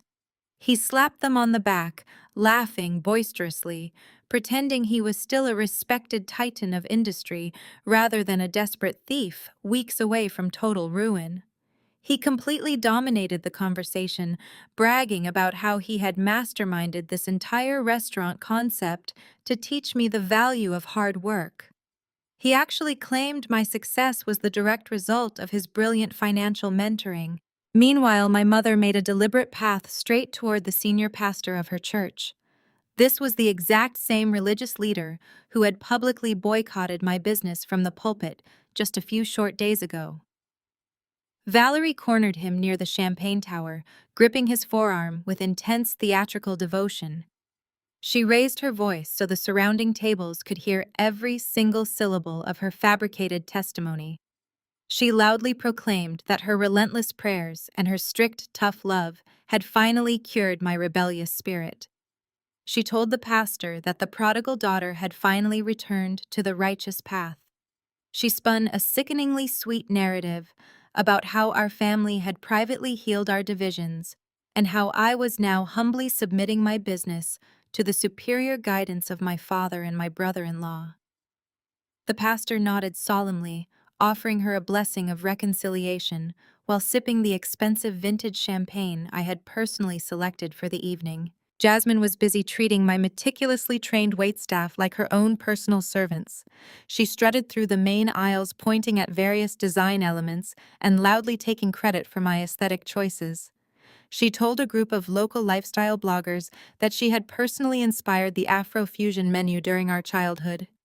She flagged down a busy sommelier and demanded a different vintage of wine, snapping her manicured fingers in the air with profound disrespect. I watched my sister desperately try to perform the role of a wealthy restaurant co-owner. Her entire identity was wrapped up in projecting an illusion of limitless luxury, completely ignoring the terrifying reality that her suburban mansion was currently facing imminent foreclosure. She was a hollow shell of a woman running on fumes and borrowed time. As the first course was cleared away, Connor finally detached himself from his arrogant wife and made his way toward the kitchen pass where I was reviewing the service tickets. He carried himself with the supreme unearned confidence of a man who believed his white privilege and his corporate title made him a god among mere mortals. He leaned heavily against the polished granite counter, invading my workspace, just as he had done on that fateful Friday night. But this time his aggressive threats were replaced by a sickeningly condescending warmth. Connor complimented the ambiance of the room, telling me I had done a decent job keeping the place afloat. He smiled a predatory smile and told me that starting tomorrow his firm would take over the complicated administrative burdens so I could just focus on cooking. He spoke to me as if I were a simple-minded line cook rather than the sole mastermind behind a multi-million-dollar enterprise. He reached into the inner pocket of his tailored suit jacket and pulled out a heavy custom-engraved fountain pen. He laid the expensive writing instrument delicately on the counter right next to my expediting tickets. He told me it was a welcome gift for our new partnership. He instructed me to keep it close because the lawyers would be bringing the final equity transfer documents to the main stage in just a little while. He gave my shoulder a patronizing pat, telling me I was making a very smart decision for my future. I did not flinch or pull away from his unwanted touch. I simply looked down at the engraved pen and offered him a polite, subservient smile. I thanked him for his generous guidance, playing the role of the defeated grateful sister perfectly. I told him I was incredibly eager to finalize our business arrangement tonight in front of all these important witnesses. Connor beamed with absolute satisfaction, fully believing he had completely broken my spirit and conquered my domain. He turned around and sauntered back to his prime table, entirely oblivious to the lethal trap closing tightly around his neck. I stood at the pass and let my eyes sweep across the crowded dining room, watching my family revel in their false victory. They were absolutely drunk on their own delusions of grandeur. They thought they were untouchable. But my gaze drifted past their loud, arrogant table and settled on a quiet booth situated in the very back corner of the restaurant. Elias was seated there, blending perfectly into the sophisticated crowd. He caught my eye and offered a microscopic, completely imperceptible nod. Sitting at the table directly adjacent to Elias were two men dressed in sharp, nondescript dark suits. They were currently enjoying a delicate appetizer of seared scallops and plantain puree, laughing quietly at a shared joke. They looked like any other affluent diners enjoying a Saturday night gala. My family had absolutely no idea that those two men were senior federal investigators attached directly to the mortgage fraud division of the Federal Bureau of Investigation. I had personally arranged their reservations through the quiet connections Elias possessed. I had promised them front row seats to a highly specific document signing. The juxtaposition of my family's soaring astronomical pride and the hidden federal guillotine waiting in the shadows was a masterpiece of poetic justice. The dinner service continued to flow with absolute flawless precision. My culinary team delivered course after course of exceptional cuisine, cementing my reputation among the city top food critics who were diligently taking notes at their respective tables. The atmosphere in the room reached a joyful, vibrant crescendo as the final plates were cleared away and the dessert wine was poured. The evening was transitioning from a fine dining experience into a grand celebration of my first year in business. It was the exact moment I had planned to take the stage and thank my investors, my staff, and my loyal community. But my father, Roland, could not bear to let me hold the spotlight for even a single second. He saw the transition in the evening program and decided it was his supreme moment to shine. He stood up from his prominent table, buttoning his velvet jacket with exaggerated importance. He ignored the event coordinator trying to guide the schedule and marched directly toward the small elevated stage positioned at the front of the dining room. He walked up the short flight of stairs, his polished shoes clicking loudly against the wooden floorboards. He stepped behind the elegant microphone stand, looking out over the sea of influential faces. He reached out and tapped the microphone twice, the sharp thudding sound instantly cutting through the ambient music and the lively conversations. The entire room slowly fell silent, turning their collective attention toward the stage. My father gripped the sides of the podium, leaning forward to deliver a speech that would undoubtedly attempt to steal the credit for my entire life work. He was about to make his grand, majestic family announcement. He was preparing to broadcast his ultimate victory to the world, completely unaware that he was actually pulling the lever on his own spectacular public execution. The sharp, thudding sound of my father tapping the microphone echoed through the expansive dining room, instantly cutting through the ambient background music. The sophisticated chatter of the Chicago elite faded into a respectful, expectant silence as hundreds of influential faces turned toward the small, elevated stage. Roland cleared his throat and adjusted the lapels of his velvet dinner jacket with the practiced ease of a seasoned politician. He looked out over the sea of wealthy politicians, food critics, and prominent business owners, offering them a bright, artificial smile that had successfully charmed countless corporate boardrooms before his unceremonious termination for embezzlement. He welcomed the distinguished guests and cherished friends, his deep baritone voice washing over the room with a commanding magnetic presence. He announced that we were gathered tonight to celebrate the one-year anniversary of this magnificent establishment, but more importantly, we were there to celebrate the enduring and unbreakable power of family legacy. Roland paced slowly across the wooden stage, owning the physical space, as if he had personally financed every single brick in my building. He told the captivated audience that raising children in the upper echelons of society often required making incredibly difficult and deeply unpopular decisions. He spun a sickeningly articulate narrative about how exactly 5 years ago he recognized a dangerous complacency taking root in his youngest daughter. He looked directly at me, his dark eyes filled with a predatory manufactured warmth. He claimed to the crowd that he saw my raw culinary potential, but he knew deep in his soul that a comfortable suburban existence would ultimately smother my creative fire. According to my father, throwing me out of my childhood home and completely cutting off my financial resources was not an act of vicious retaliation. It was a masterclass in tough love. He packaged his devastating abuse as a highly calculated strategic sacrifice designed specifically to teach me the brutal realities of the hospitality industry. He actually had the audacity to stand in front of my investors and my community and claim that letting me starve on a cramped couch while working double shifts was his brilliant recipe for building my personal resilience. He told the silent room that the immense pain of our physical separation broke his heart every single day, but he remained steadfast in his harsh parenting methods because he knew it would forge me into the unstoppable executive chef standing before them tonight. The sheer magnitude of his narcissistic delusion made the blood pound fiercely in my ears. I watched in absolute revulsion as several prominent members of the community actually nodded in solemn agreement with his toxic philosophy. They were buying his disgusting fiction, completely mesmerized by his smooth delivery and his clever invocation of traditional harsh discipline disguised as black excellence. At the front, VIP table, my mother Valerie dabbed at her dry eyes with a pristine silk handkerchief, playing the role of the long-suffering mother who had faithfully supported her husband through his difficult parenting choices. Jasmine sat right beside her, beaming with unearned pride, as if she had personally supervised my grueling ascent from crushing poverty.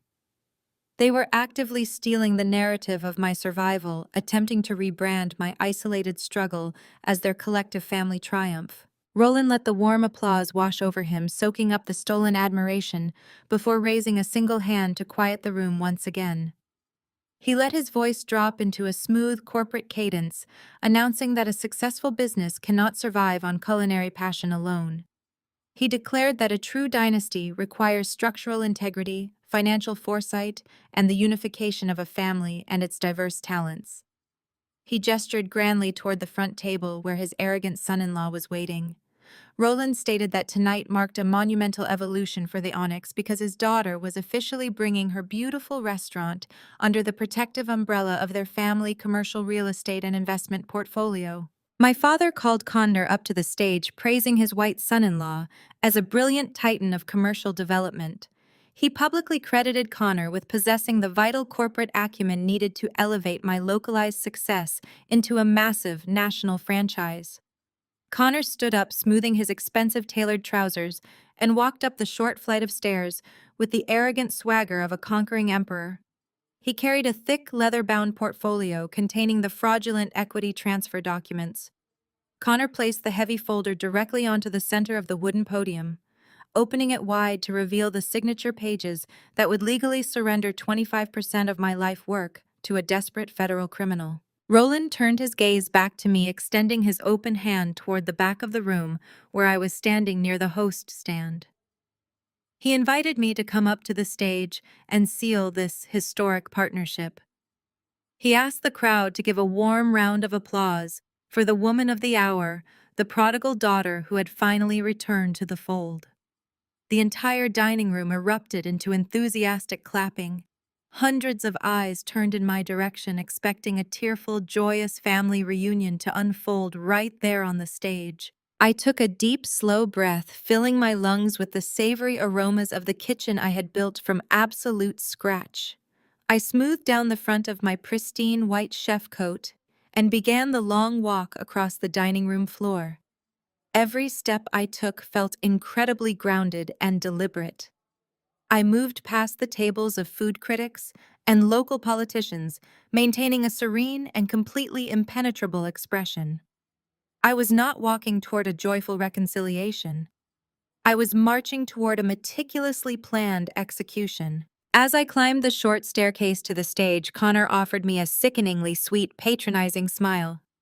He reached into his breast pocket and produced the heavy custom-engraved fountain pen he had taunted me with earlier in the evening. He held it out to me, presenting it as if it were a magical scepter of ultimate validation. I accepted the cold metal pen, rolling it thoughtfully between my fingers. I stepped up to the wooden podium, looking down at the dense legal paragraphs specifically designed to launder dirty money through my spotless operational ledgers. Roland stepped aside, wrapping a heavy paternal arm around my shoulders in a suffocating display of fake affection. He leaned toward the audience and asked the room if I was ready to make our family whole again. I did not lean away from his toxic touch. Instead, I smoothly reached out and took the microphone completely out of his hand. I stepped away from his embrace, sliding the heavy legal contract slightly to the left. I looked directly into the blinding stage lights, scanning the sea of expectant faces, waiting for a heartwarming conclusion. I brought the microphone to my mouth, keeping my voice perfectly level and devoid of any emotional tremor. I told the silent room that before I sign anything, I think we should look at the financial disclosures. I gripped the smooth neck of the microphone and stated clearly that before I sign anything, I think we should look at the financial disclosures. My father blinked, his polished smile faltering for a fraction of a second. He let out a nervous chuckle, assuming this was some sort of unexpected promotional presentation I had arranged to surprise him. Connor shifted his weight, looking mildly annoyed at the unscripted delay, but he kept his hands resting on the wooden podium, projecting an aura of bored corporate superiority. I reached into the deep pocket of my pristine white chef coat and retrieved a small black remote control. I pointed it toward the ceiling at the back of the dining room and pressed the primary button with my thumb. The mechanical whir of the massive motorized projector screen descending from the rafters echoed loudly across the silent room. The bright light of the digital projector cut through the dim, sophisticated ambient lighting of the restaurant.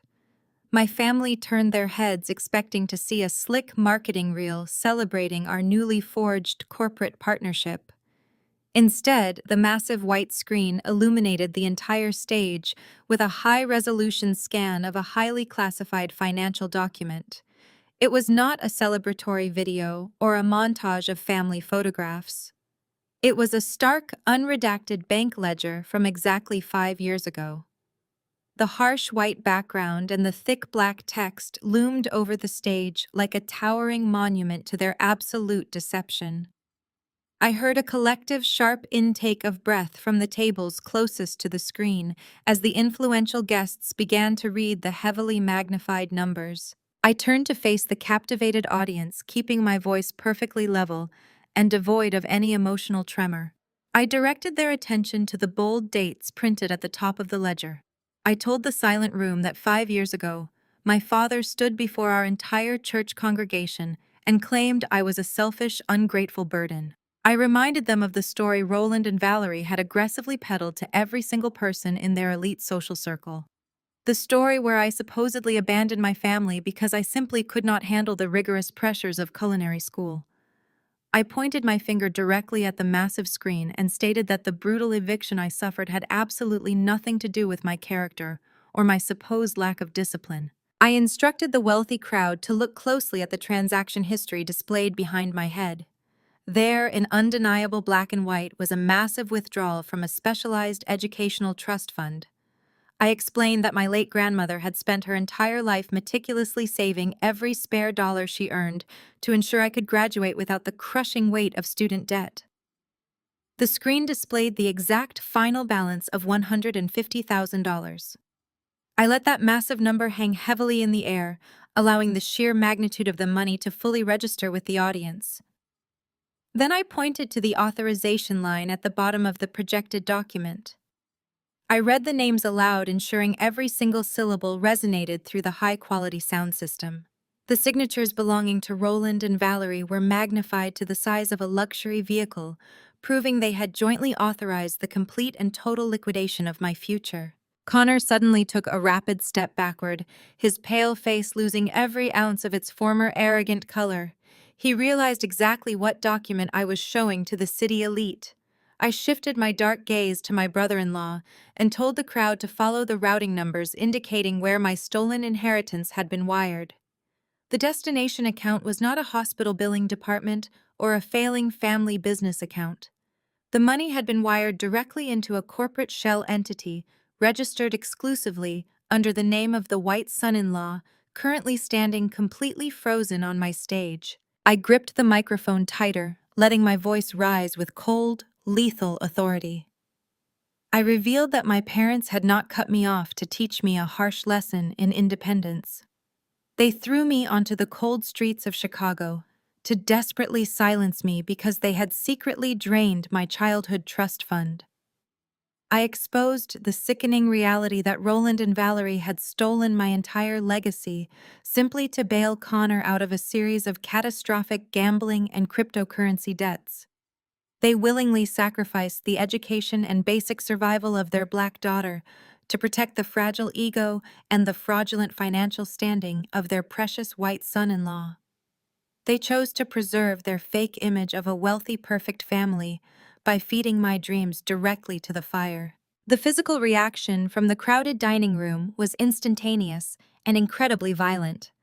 The facade of the perfect, wealthy Christian family shattered into a million irreparable pieces right in front of their eyes. At the front table, the senior pastor who had publicly boycotted my restaurant just days ago dropped his heavy crystal water glass. The glass shattered against the hardwood floor, but nobody even looked down. The influential church elders sitting beside him stared at Roland with expressions of pure, unadulterated disgust. The wealthy politicians and local food critics began murmuring loudly, pulling out their smartphones to record the magnificent collapse of a Chicago dynasty. They realized they were witnessing the absolute destruction of a man who had just spent the last 20 minutes preaching about morality and sacrifice. Roland completely lost his mind. The suave, sophisticated patriarch vanished entirely, replaced by a terrified, cornered animal. He lunged toward the edge of the stage, screaming wildly at my audio-visual technicians in the back booth. He demanded they cut the power to the projector, waving his arms frantically in the air. He yelled that the documents were entirely forged and that I was a deranged liar trying to ruin his pristine reputation. But the technicians had strict orders directly from me, and they simply stood back, crossing their arms and letting the damning financial evidence burn brightly against the screen. Connor stood absolutely paralyzed, his corporate bravado completely stripped away, leaving nothing but a cowardly thief exposed under the glaring stage lights. Jasmine clutched her designer purse, her mouth hanging open as the women she constantly tried to impress whispered fiercely at the surrounding tables, pointing directly at her failing husband. Valerie realized with terrifying clarity that her entire social existence was currently bleeding to death on the floor of my restaurant. The church community she used as her personal weapon was looking at her as if she were a literal demon. She knew she could not argue with a projected bank statement, so she desperately resorted to the only pathetic tactic she had left. She clutched her chest with both hands, letting out a loud theatrical gasp. She dramatically rolled her eyes toward the ceiling and allowed her knees to buckle, collapsing toward the dining room floor in a completely fake swoon. She expected the room to immediately rush to her aid, hoping a medical emergency would force me to end the devastating presentation. I looked down from this elevated stage, watching my mother lie on the polished floorboards, waiting for a sympathetic savior who was never going to come. Not a single guest moved from their chair. The pastor simply looked away from her theatrical display, shaking his head in profound disappointment. I did not rush down the stairs to help her. I did not show a single ounce of panic or daughterly concern. I calmly reached over to the small audio interface board sitting on the podium right next to the fraudulent equity contract. I placed my hand on the master volume dial and turned it all the way up. The speakers hummed with immense power, amplifying my breathing across the silent dining room. I looked directly down at Valerie, pretending to be unconscious on the floor, and I spoke into the microphone. I told her she could stay on the floor as long as she wanted, but I was not done. I kept my finger pressed firmly against the small plastic button of the presentation remote, allowing the harsh truth of my family greed to linger for just a few more seconds. Valerie lay motionless on the polished hardwood floor, still waiting for a sympathetic hand that would never arrive. I shifted my gaze away from her pathetic theatrical display and looked directly at Connor. My brother-in-law was currently leaning heavily against the edge of a dining table, his knuckles completely white as he stared at the projection of his stolen wealth. He thought the absolute worst was over. He honestly believed that exposing the liquidated trust fund was the grand finale of my retaliation. He had absolutely no idea that the previous document was merely the opening act of his total destruction. I pressed the forward button on the remote, and the massive white screen behind me flickered as a new highly classified image snapped into sharp high-definition focus. The ambient chatter in the room, which had just begun to swell into a chaotic uproar, instantly died down into a thick, suffocating silence. The new slide did not display a simple localized banking ledger or a basic domestic wire transfer. It projected a dense, complicated web of corporate shell companies structured with clear, malicious intent. The diagram featured dozens of fake limited liability corporations, all pointing directly back to a single primary commercial real estate brokerage firm. At the very top of the sprawling digital presentation was the unmistakable, intimidating seal of the United States Department of Justice. It was a formal federal subpoena, specifically demanding the immediate surrender of all financial communications related to Connor and his fraudulent business operations. The heavy legal jargon printed on the screen detailed an extensive ongoing federal investigation into systematic mortgage fraud and aggressive illegal redlining practices, completely targeting minority neighborhoods throughout the South Loop of Chicago. Connor's name was printed in bold black ink, repeatedly cited as the primary architect of the devastating financial crimes. I gripped the microphone and stepped out from behind the wooden podium, making sure every single person in the crowded dining room could see my face clearly. I pointed up at the sprawling web of illegal corporate entities projected behind me and let my voice ring out with absolute lethal clarity. I told the captivated audience of elite politicians and prominent business owners exactly what they were looking at. I explained that Connor had spent the last 3 years building a fake empire by systematically manipulating property valuations and denying fair loans to Black families in our own community. I detailed how he had aggressively siphoned millions of dollars through unregulated channels, leaving behind a trail of ruined credit scores and foreclosed homes. But his arrogant, sloppy accounting had finally triggered a massive covert federal audit, and his entire fraudulent firm was currently bleeding cash and standing on the absolute brink of total insolvency. I turned my attention directly to Roland, who was still standing paralyzed near the edge of the stage, his velvet dinner jacket looking ridiculous against the backdrop of his impending ruin. I spoke directly to him, stripping away the last remaining shreds of his fabricated patriarchal dignity. I stated clearly that they did not come to my restaurant tonight to celebrate my 1-year anniversary or to humbly support my culinary journey. I told them they did not suddenly realize the error of their abusive parenting or seek genuine family reconciliation. I raised my voice, ensuring my words echoed into the very back corners of the establishment. I announced that they came here tonight to violently extort 25% of my perfectly clean business to desperately launder their dirty money. I explained that they needed my legitimate daily cash flow to balance their cooked corporate books and wash their illicit funds before the federal government kicked down their suburban doors at the end of the month. The reaction from the influential crowd was absolutely electrifying. The wealthy Black elite of Chicago, who had spent the entire evening being patronized by Roland and listening to his fake lectures on success, suddenly understood the profound depth of the insult. Connor had been actively destroying their specific communities through his racist redlining practices, while simultaneously trying to use a successful Black female chef as his personal human shield against federal prison. The sheer unadulterated disrespect caused an immediate visceral wave of outrage to ripple through the high-profile guests.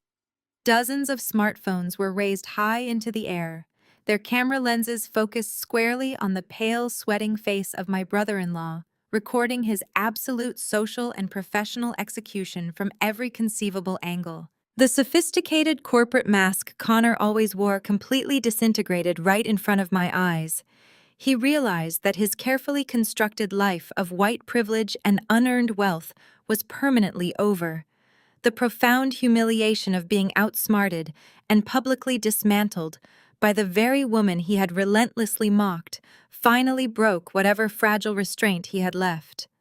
His face contorted into a hideous mask of pure violent rage. He let out a guttural scream of pure panic and fury, completely abandoning any pretense of civilized behavior.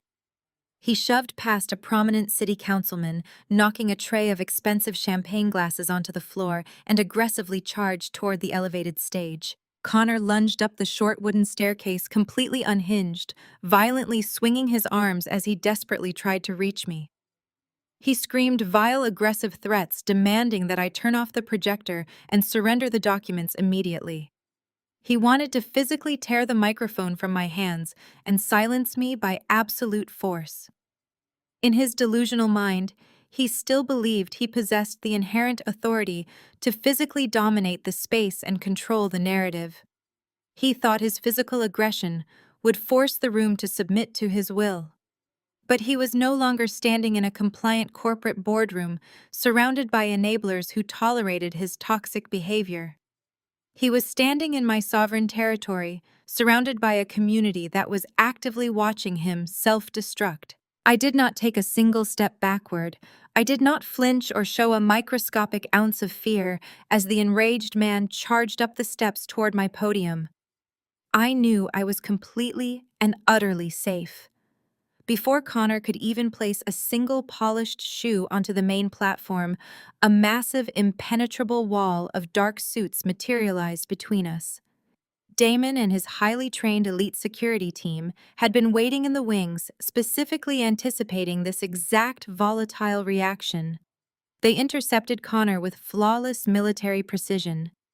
Damon stepped directly into the path of the charging broker, planting his feet firmly and completely halting Connor forward momentum with a single outstretched arm. Connor crashed hard into the solid chest of my head of security, the forceful impact knocking the wind completely out of his lungs. Damon did not even blink. He simply grabbed Connor by the lapels of his expensive tailored suit, lifted him slightly off the ground, and forcefully threw him backward down the short flight of stairs. Connor stumbled clumsily, his arms flailing as he desperately tried to catch his balance. He landed hard on his back, crashing into a cocktail table and sending a beautiful floral arrangement scattering across the polished hardwood floor. Jasmine let out a piercing, dramatic shriek, rushing forward to kneel beside her disgraced husband, but the surrounding guests simply stepped away from them, refusing to offer any assistance or sympathy to the exposed criminals. I stood completely unbothered at the center of the stage, the microphone still resting comfortably in my steady grip. I looked down at the pathetic, tangled mess of my sister and her husband sprawling on the floor of my beautiful restaurant. Roland was hyperventilating nearby, clutching his chest in genuine panic as the catastrophic reality of his situation finally settled over him. Valerie was still pretending to be unconscious, but I could see her eyelids fluttering wildly as she listened to the complete destruction of her false empire. I let the heavy, pregnant silence stretch over the dining room, allowing the absolute finality of their defeat to echo in their ears. I slowly raised my hand and pointed a single steady finger toward a quiet, secluded booth located in the very back corner of the sprawling dining room. The guests sitting at the adjacent tables naturally parted, creating a clear visual pathway straight to the booth. I brought the microphone close to my lips, delivering the final devastating blow to my arrogant family. I announced with supreme calm authority that I believed the gentleman currently sitting at table 4 had some very urgent and specific questions about the federal documents currently projected on the screen. I slowly lowered my arm and allowed my steady gaze to remain locked on the secluded booth located in the very back corner of the sprawling dining room. The heavy silence that had fallen over the affluent crowd deepened into something entirely suffocating as every single influential guest turned their attention toward table 4. Two men rose smoothly from the curved leather seating, their movements completely devoid of the chaotic panic that had just consumed my family. They wore impeccably tailored dark suits that lacked the flashy, ostentatious styling Connor always preferred. Their attire projected a quiet, terrifying authority that immediately commanded absolute respect from the room. They stepped out from the shadows of the intimate booth and began walking deliberately down the central aisle of my beautiful restaurant. The prominent food critics and wealthy politicians instinctively parted like the Red Sea, giving the approaching men a wide, unobstructed path toward the elevated stage. The two men walked past the glowing amber lights of the central dining area, simultaneously reaching into the interior pockets of their suit jackets. They withdrew small black leather wallets and flipped them open with practiced, synchronized precision. The unmistakable glint of silver federal badges caught the bright illumination of the overhead chandeliers. The collective gasp that rippled through the elite Chicago crowd was entirely visceral. The wealthy socialites and powerful community leaders realized instantly that this was not merely a dramatic family dispute playing out in a public venue. They were witnessing a highly coordinated covert federal operation culminating right in front of their expensive appetizers. The agents did not rush or shout or display any unnecessary aggression. They moved with the cold, calculating certainty of an apex predator that had finally cornered its exhausted prey. The federal agents bypassed the wooden staircase of the stage entirely and walked directly toward the pathetic, tangled mess of my brother-in-law. Connor was still sprawling awkwardly on the polished hardwood floor, right next to the shattered floral arrangement and the expensive cocktail table he had destroyed during his violent tantrum. He looked up at the two imposing figures looming over him, his chest heaving as he struggled to catch his breath. The lead agent, a tall man with sharp, discerning features, looked down at Connor with a deeply unimpressed expression. He calmly introduced himself and his partner as senior investigators acting on behalf of the United States Department of Justice. He stated in a clear, authoritative voice that they had been quietly enjoying the evening service while actively monitoring the unfolding situation. The agent noted that they had thoroughly reviewed the unredacted financial documents currently projected on the massive screen, and they had listened very closely to the loud public admissions of financial manipulation Connor had just screamed across the room. The second agent stepped forward and firmly instructed Connor to get up from the floor. He began reciting the Miranda rights in a smooth, unbroken cadence that sounded utterly terrifying in the elegant setting of my fine dining establishment. Connor completely panicked, his pale face flushing with a chaotic mixture of intense fear and stubborn, arrogant denial. He frantically scrambled to his feet, brushing the debris from his ruined designer suit jacket. He desperately tried to weaponize his fading corporate privilege against the full weight of the federal government. He puffed out his chest and loudly declared that this was a massive misunderstanding. He shouted that he was a highly respected commercial real estate broker and demanded that the agents release him immediately. When the investigators simply pulled a pair of heavy steel handcuffs from their belts, Connor completely lost his grip on reality. He aggressively pointed his finger at the lead agent and began dropping the names of powerful local politicians. He screamed that he personally played golf with the mayor of Chicago and claimed he had the supreme authority to have both agents permanently fired by tomorrow morning. He yelled that he was a wealthy white man, and they had absolutely no right to treat him like a common street criminal. The federal investigators remained completely stoic, entirely unbothered by his pathetic display of entitlement. They smoothly grabbed Connor by his flailing arms, twisting him around and slamming him face first against the edge of the lavish caviar bar I had set up for the gala.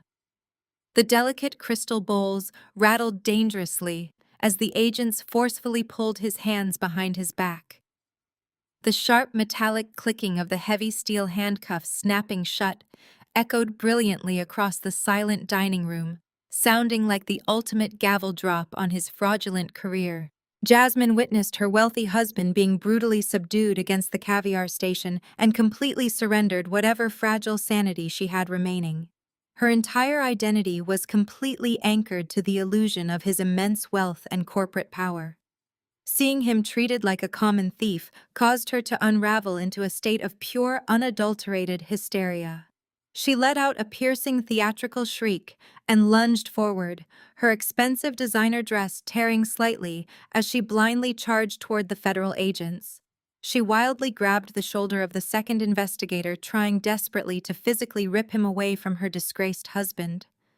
She sobbed and screamed, demanding that they unhand Connor immediately, loudly proclaiming that her family was innocent and that I was the evil mastermind responsible for ruining their lives. The lead agent sharply warned my sister to step back and immediately cease her physical interference.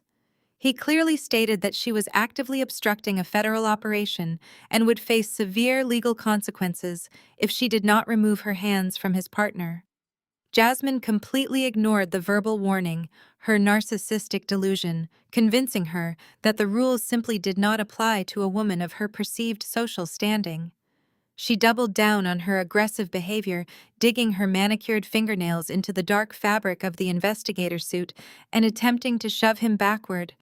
She shrieked that she was a prominent member of the suburban elite and they were ruining her flawless reputation. The agents did not offer a second warning.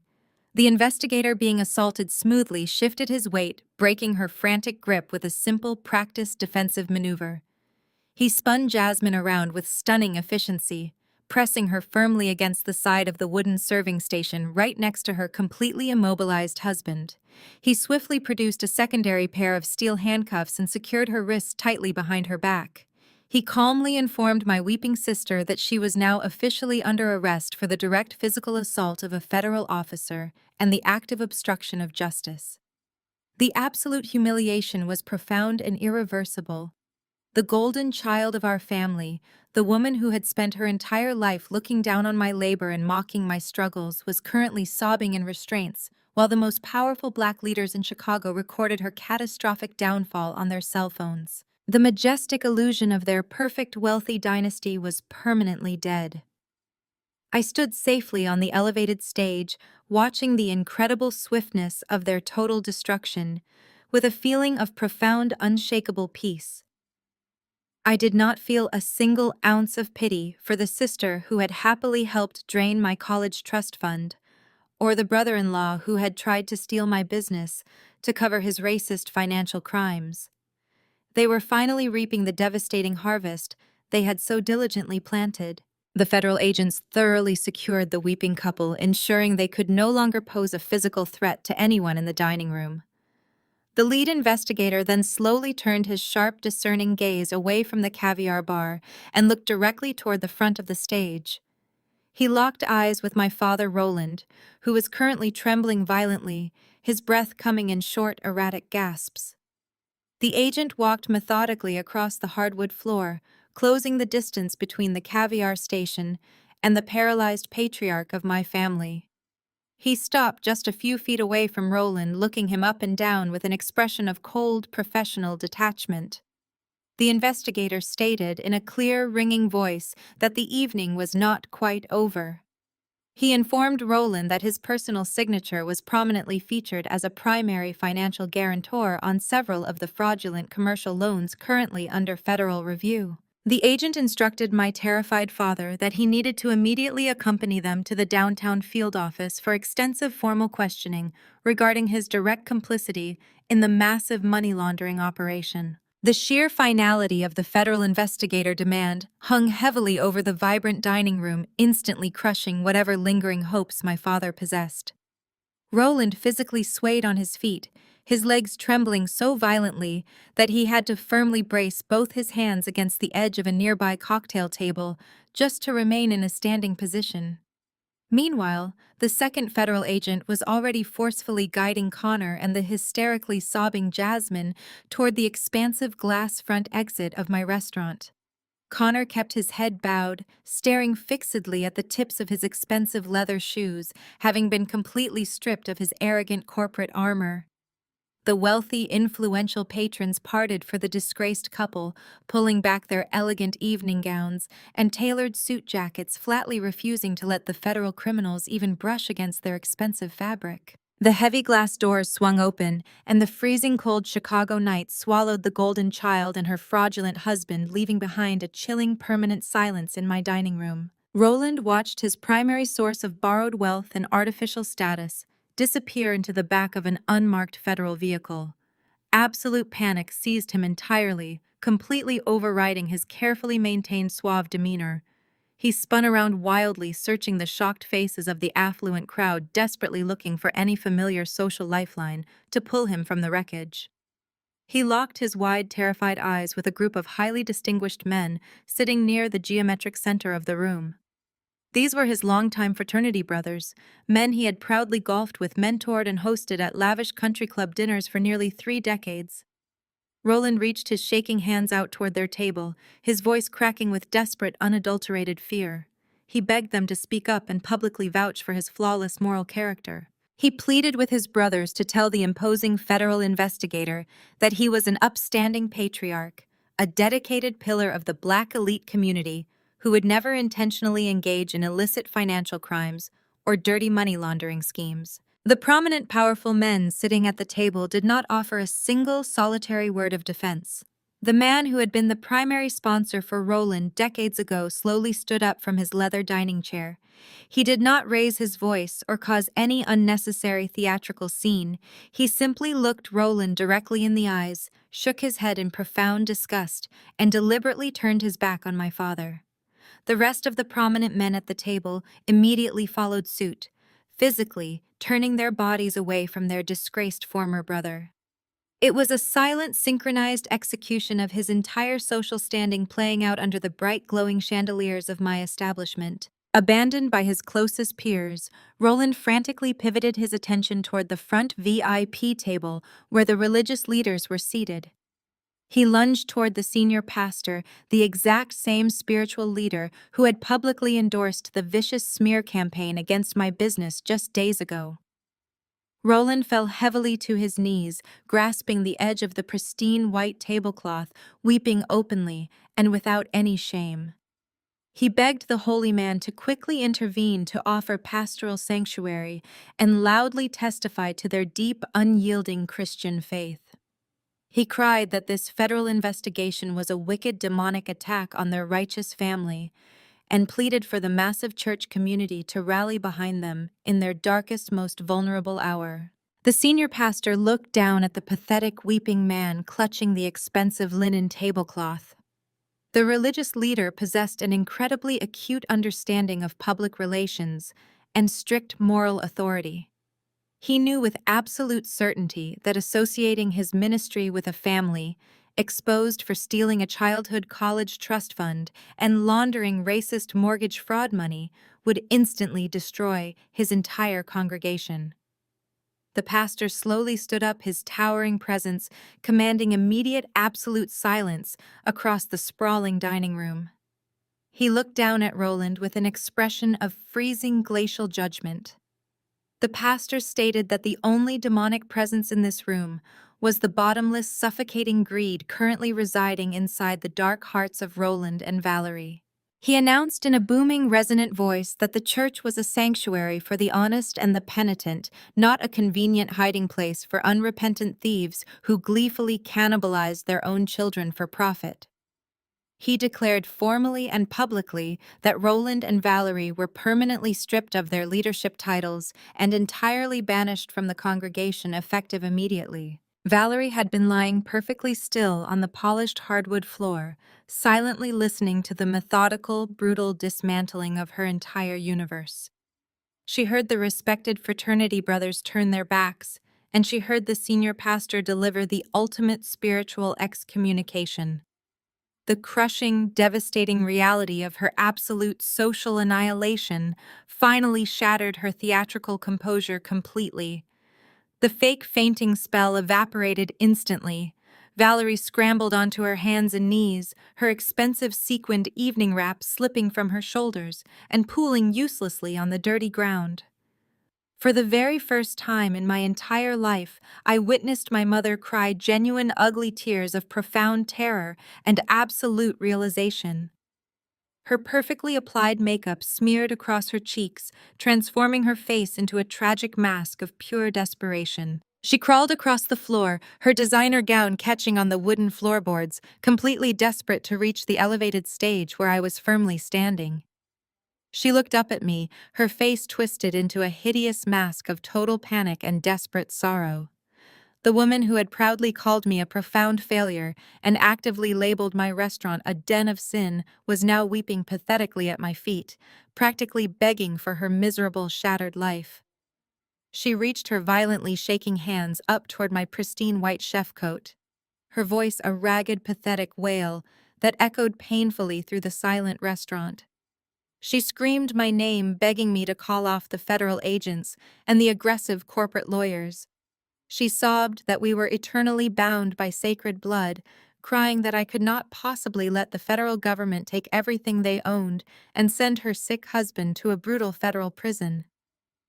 She pleaded that family must always forgive and protect each other no matter the cost. I stood perfectly still on the edge of the wooden stage, looking down at the broken, weeping woman who had enthusiastically helped drain my future to save her own fragile ego. I did not feel a single microscopic drop of sympathy or daughterly obligation anywhere in my heart. I felt an incredible soaring sense of absolute definitive liberation washing over my entire soul. The heavy, invisible chains of seeking their conditional approval simply shattered and fell away. I looked down at my mother, my face completely devoid of any emotion, projecting an aura of cold, untouchable power. I kept my voice perfectly level, letting the cold, lethal truth ring out across the silent, captivated dining room. I told her she left my blood on the floor 5 years ago, and I was just cleaning up the mess. The morning sun crested over the cold, choppy waters of Lake Michigan, casting a brilliant golden light through the floor-to-ceiling windows of my empty dining room. The space was completely silent now, scrubbed pristine by the overnight cleaning crew. The lingering scent of expensive champagne and crushed floral arrangements had been entirely washed away, leaving behind the familiar, comforting aroma of industrial citrus sanitizer. I stood alone near the elevated wooden stage where my family had spectacularly engineered their own absolute destruction just hours prior. I held a steaming mug of black coffee in my hand, relishing the profound, unshakable tranquility that had finally settled over my life. I walked slowly toward my private office, booting up my computer to review the Sunday morning news cycle. I did not have to search very hard to find the devastating fallout. The digital front page of the most prominent Chicago Business Gazette featured a massive headline detailing the spectacular federal raid that had occurred at an exclusive South Loop restaurant gala. The journalists had worked tirelessly through the night, uncovering the vast convoluted network of corporate shell companies Connor had illegally established. The article meticulously outlined the extensive federal investigation into his racist redlining practices and catastrophic mortgage fraud schemes. But the reporters did not stop with my arrogant white brother-in-law. The investigative piece prominently featured a high-resolution photograph of my father. Roland was officially named as a primary financial guarantor for several of the fraudulent commercial loans. The article detailed how he was currently being detained and aggressively questioned by federal agents at the downtown field office. His carefully manufactured reputation as a wealthy, sophisticated patriarch of the Black elite community was permanently obliterated in stark black and white text. A sharp, polite knock at my office door interrupted my reading. Elias stepped into the room, followed closely by 3 individuals carrying heavy leather briefcases. These were not the standard corporate attorneys who handled my restaurant vendor contracts. Elias had specifically recruited a team of the most ruthless and unrelenting civil litigators in the entire city. We sat around my polished wooden desk, diving immediately into the aggressive legal strategy we had prepared for this exact moment. I was not going to simply wait for the federal government to finish dismantling my family. I was going to secure my own immediate absolute justice. I picked up a heavy premium pen and began signing a thick stack of formal legal complaints. The lead litigator, a sharp woman with an incredibly focused demeanor, explained the precise mechanics of our offensive maneuver. We were officially filing a massive civil lawsuit against Roland and Valerie for the deliberate theft and misappropriation of my childhood college trust fund. Because my father was now actively implicated in a sprawling federal fraud investigation, his personal finances were incredibly vulnerable to immediate legal freezing. My attorneys filed an aggressive emergency injunction to completely lock down whatever remaining liquid assets my parents possessed. We placed a massive restrictive lien on the equity of their sprawling suburban mansion, ensuring they could not quietly sell the property or leverage it to hire expensive defense attorneys. I was systematically severing their financial lifelines, making absolutely certain they could not use my stolen inheritance to fight their way out of federal prison. The tactical strike was flawlessly executed. Just as the legal team packed up their documents and exited through the main dining room, the security monitor mounted on my office wall flickered to life. Someone was frantically pounding on the heavy steel delivery door in the back alleyway. I pulled up the camera feed and felt a cold, detached sense of amusement wash over me. Standing in the freezing morning air was my older sister. Jasmine did not look like the arrogant golden child who had proudly strutted into my gala the night before. Her pristine designer evening gown had been replaced by a wrinkled, oversized sweater and cheap sweatpants. Her carefully applied makeup was completely ruined, leaving dark, messy streaks running down her pale, exhausted face. I walked through the quiet kitchen and slowly unbolted the heavy metal door. Jasmine practically collapsed over the threshold, gasping for air as if she had been running for miles. She looked around the empty kitchen, her eyes wide and bloodshot from hours of hysterical crying. She told me she had to take a cheap economy rideshare across the city because the bank had arrived at dawn to repossess her luxury vehicle. She sobbed uncontrollably, explaining that the federal government had completely frozen every single banking account connected to Connor and his fraudulent brokerage firm. She had absolutely zero access to liquid cash. Her credit cards were entirely useless pieces of plastic, and her perfect wealthy lifestyle had evaporated overnight. She reached out with trembling hands, desperately trying to grab the sleeve of my clean white chef coat. She begged me for a temporary cash loan, her voice cracking with pathetic, unearned entitlement. She claimed we were still blood sisters and that family needed to stick together when tragedy struck. She promised she would pay me back the second Connor cleared up this massive misunderstanding with the federal agents. She utilized the exact same manipulative tears she had always used to get her way, completely ignoring the fact that she had gleefully conspired to steal my entire restaurant just 12 hours ago. She looked at me with desperate, pleading eyes, truly believing that my inherent kindness would somehow override her malicious betrayal. She expected me to play the role of the forgiving, compliant savior. I looked down at the weeping woman standing in my kitchen, feeling absolutely nothing but a deep, profound emptiness. There was no lingering anger or residual sorrow. The sister I had once loved and sought approval from simply did not exist anymore. She was just a broken, hollow shell of a person who had built her entire identity on the fraudulent wealth of a racist white-collar criminal. I slowly stepped back, creating a deliberate physical boundary between us. I calmly reached into the deep pocket of my chef coat, where I had placed a specific document my lawyers had finalized just moments before. I did not offer her a single word of comfort or a shoulder to cry on. I pulled out a thick, heavy manila envelope and held it out toward her. Jasmine let out a loud, dramatic sigh of profound relief. Her tear-stained face immediately brightened with greedy anticipation, fully believing I was handing her a thick stack of emergency cash or a generous cashier check to save her suburban mansion.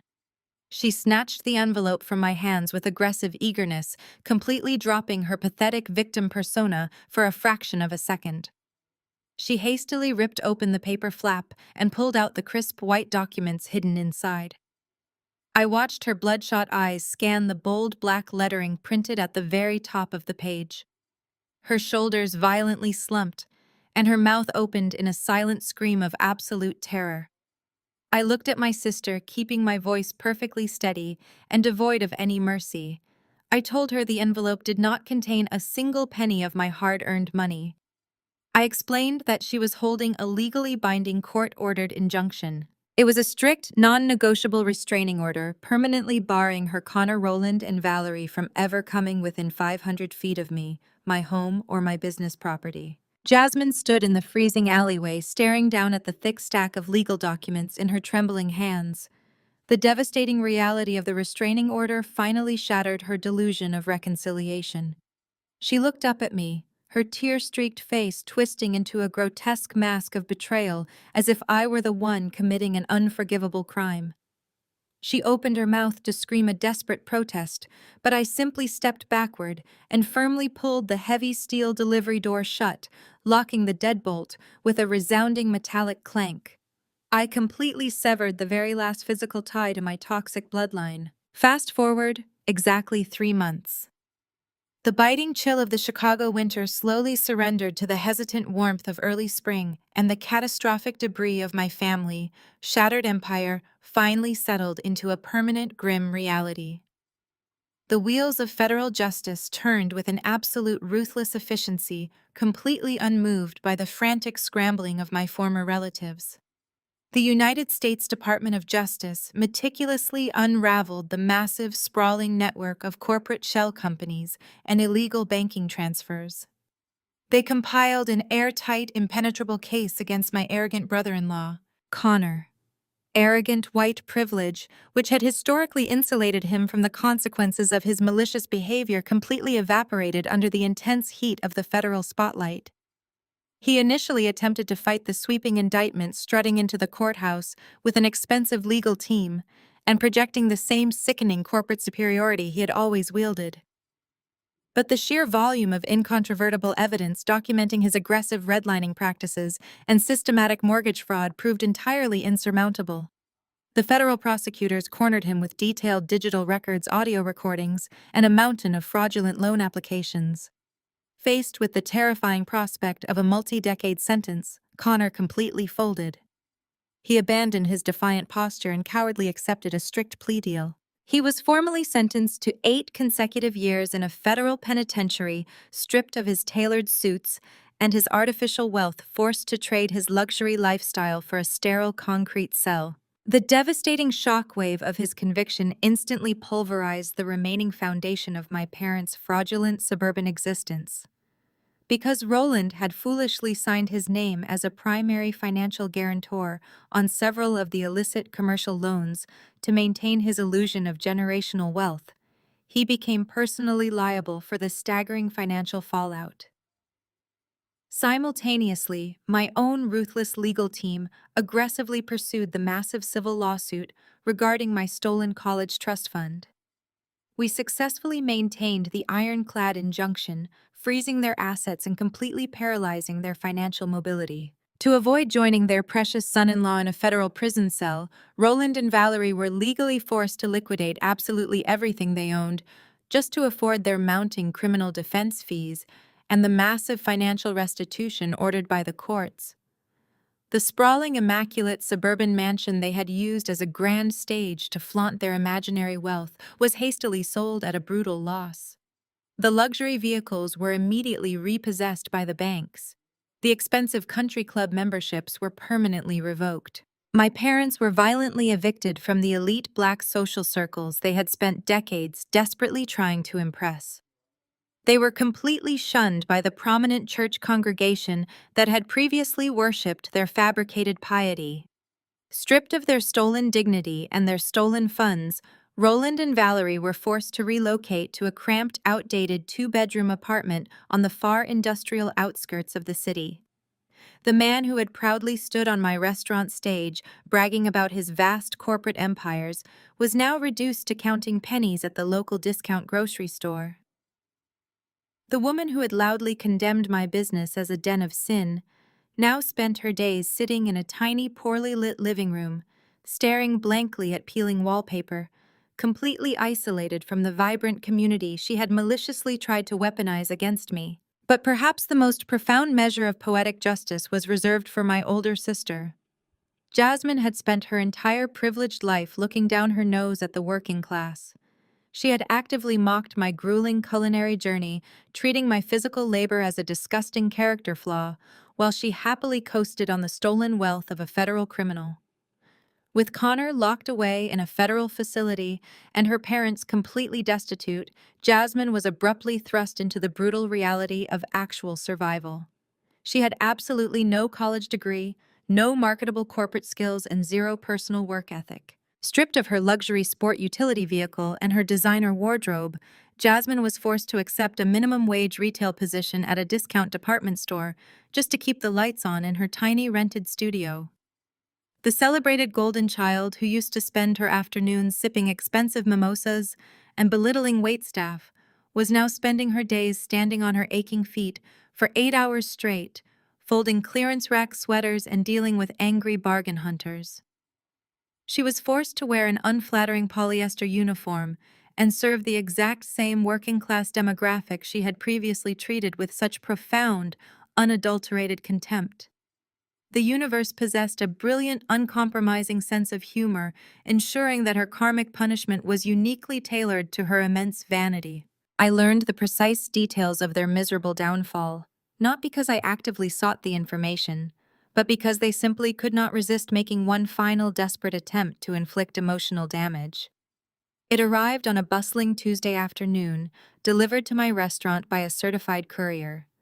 It was a thick, crumpled envelope forwarded directly through my legal team to bypass the strict parameters of the permanent restraining order.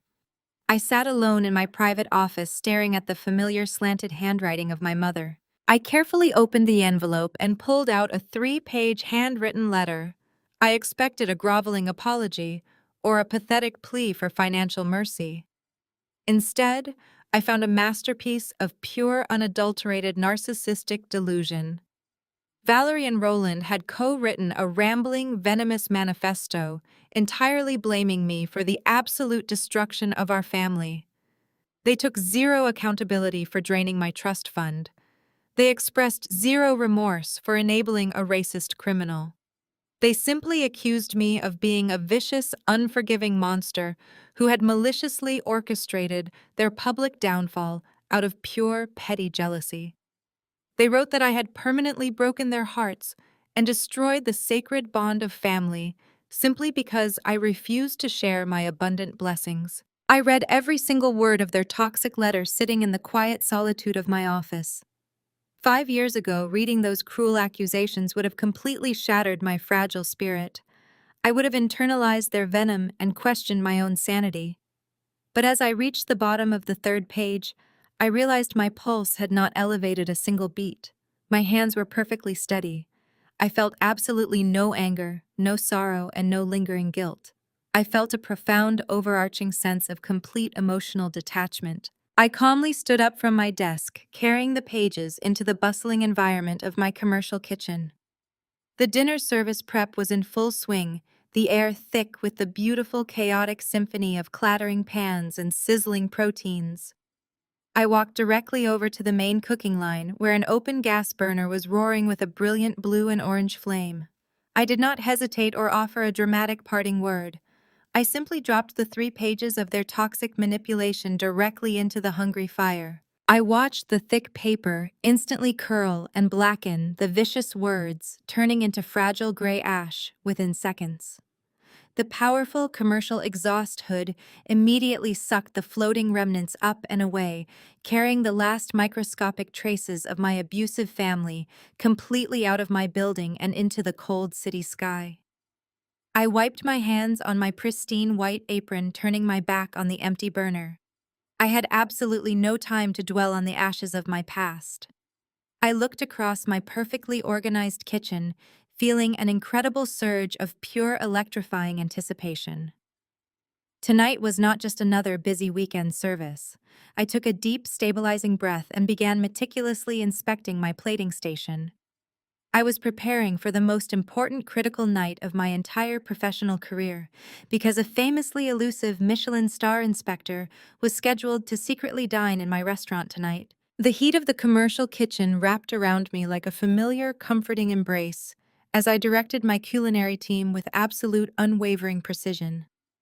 I pushed the lingering thoughts of my disgraced family entirely out of my mind, focusing every single ounce of my professional energy on the flawless execution of our tasting menu. The elusive dining inspector was seated quietly at a small corner table, observing every microscopic detail of our hospitality and our craft.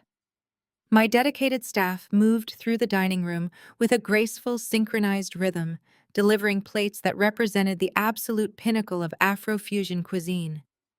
We served perfectly seared scallops, resting on a bed of incredibly smooth plantain puree, followed by a main course of slow braised oxtail infused with rich, complex spices that honored the deep ancestral roots of Southern cooking. I inspected every single plate that crossed my expediting counter, ensuring the presentation was nothing short of an absolute visual masterpiece. I poured my entire soul into the food, letting the immense struggles and the ultimate triumphs of the past 5 years translate directly into the magnificent flavors I presented to the world. The tension in the restaurant was electric, but it was a beautiful, productive tension that elevated our performance to astronomical new heights. When the final dessert course was cleared from the corner table, the mysterious diner quietly paid the bill and slipped out into the cold Chicago night without requesting a kitchen tour or offering a single word of feedback. We had done absolutely everything in our power to secure our place in the highest echelons of the culinary universe. The agonizing waiting period began, but I refused to let anxiety paralyze my momentum. I returned to my daily operations with the exact same relentless drive that had saved me from homelessness half a decade ago. Exactly 2 weeks later, the highly anticipated culinary publication officially released its annual regional dining guide. I sat in my private office staring at the glowing screen of my laptop, my heart hammering a fierce rhythm against my ribs. The lead critic of the city had penned a sprawling feature article entirely dedicated to my restaurant. The review was an absolute glowing triumph. The journalist described my menu as a profound, breathtaking revelation that single-handedly redefined the boundaries of modern fine dining in Chicago. The publication formally awarded my establishment its very first highly coveted star, cementing my permanent status as an undeniable culinary powerhouse. The critic praised the immaculate service, the stunning architectural ambiance, and the deeply authentic narrative woven into every single dish. My reservation system immediately crashed under the massive weight of thousands of affluent diners frantically trying to secure a table for the upcoming season. The overwhelming surge of professional validation felt incredibly sweet, but it was not the ultimate prize I was seeking. I realized that accumulating vast amounts of personal wealth and prestigious industry accolades meant absolutely nothing if I did not use my elevated platform to actively dismantle the systemic barriers that had once tried to destroy me. I picked up my phone and scheduled an urgent private meeting with Elias. We met later that afternoon in the quiet, sunlit dining room of my restaurant long before the dinner service preparation began. Elias arrived looking incredibly proud, carrying his signature leather briefcase and projecting an aura of quiet, distinguished elegance. I poured us both a cup of dark, rich coffee and explained my vision for the future. I told Elias that I wanted to take a significant portion of the enormous profits generated by my restaurant and the recovered funds from my stolen childhood trust and channel them directly into a massive philanthropic endeavor. We spent hours drafting the operational framework for a brand new educational scholarship foundation. I specifically designed this highly targeted charitable organization to exclusively support undergraduate students attending historically Black colleges and universities across the country. But this was not a standard academic scholarship based purely on high grade point averages or athletic achievements. I mandated that the emergency funding must be strictly reserved for young, vulnerable students who had been suddenly and maliciously cut off financially by toxic, manipulative family members. I remembered the sheer, suffocating terror of being thrown out onto the freezing streets simply because I refused to surrender my boundaries to my abusive parents. I remembered the agonizing hunger and the crushing desperation of trying to pay tuition while sleeping on a cramped sofa. I wanted to ensure that no ambitious young Black woman or man would ever have to sacrifice their educational dreams simply because their parents decided to weaponize their financial support. Elias brilliantly structured the foundation to provide immediate emergency housing assistance, complete tuition coverage, and comprehensive mental health counseling for the selected scholars. We created an impenetrable safety net for the brilliant young minds who had been cruelly discarded by the very people supposed to protect them. Launching the foundation brought a profound, unshakable peace to my spirit that no amount of professional revenge could ever replicate. I spent my mornings reviewing scholarship applications, reading the heartbreaking but deeply inspiring stories of resilient students fighting to build their own independent lives. Signing the authorization checks that paid for their dormitories and their textbooks felt like the ultimate absolute victory over the generational toxicity my parents had tried to force upon me. I was actively breaking the vicious cycle of financial abuse and transforming my personal trauma into a powerful, sustainable engine of community uplift. Months flowed seamlessly into years, and the dark, miserable shadow of my former family completely faded from my vibrant reality. I stood alone in my bustling, successful commercial kitchen late one Saturday night, long after the final glamorous guests had departed. The stainless steel counters gleamed under the bright fluorescent lights, reflecting the massive, beautiful empire I had painstakingly built from absolute nothingness. I looked out through the large glass window, watching the colorful, vibrant lights of the Chicago skyline sparkling against the dark velvet sky. I thought about the profound shifting nature of love and the true definition of a home. I realized with absolute perfect clarity that blood simply does not make a family. Respect, loyalty, and relentless mutual protection do. My parents and my sister had shared my genetic makeup, but they had operated as my most dangerous, lethal enemies. The loyal, dedicated kitchen staff who fought through grueling services with me, the quiet, steady mentors like Elias, who protected my blind spots, and the community that rallied around my authentic food, were my actual true family. I smiled a deep, genuine smile that reached my eyes, remembering the desperate, pathetic attempts of my biological relatives to bring me to my knees. When they tried to burn my house down, I did not cry. I used the flames to cook my best dish. The journey from being a discarded, broken young woman to becoming a fierce, untouchable executive chef had required walking through absolute hell. But I emerged from the inferno completely forged in iron and fully aware of my own limitless inherent worth. I learned that you cannot compromise with people who are actively committed to misunderstanding and exploiting your light. You must simply outshine them, outlast them, and outgrow the tiny, miserable boxes they try to force you into. You must become so undeniably successful and so fiercely protective of your own peace that their toxic opinions simply bounce off your armor like useless pebbles. Have you ever had to make the terrifying but necessary decision to completely cut off toxic, manipulative family members just to save yourself from drowning? Have you ever had to walk away from the people you loved because they refused to respect your fundamental boundaries or acknowledge your true worth? Share your story in the comments below. Let your voice be heard because your survival story might be the exact inspiration someone else desperately needs to finally break their own chains. Thank you for listening to my journey, and always remember to protect your peace at all absolute costs. True family is defined by mutual respect and protection, not simply by shared bloodlines.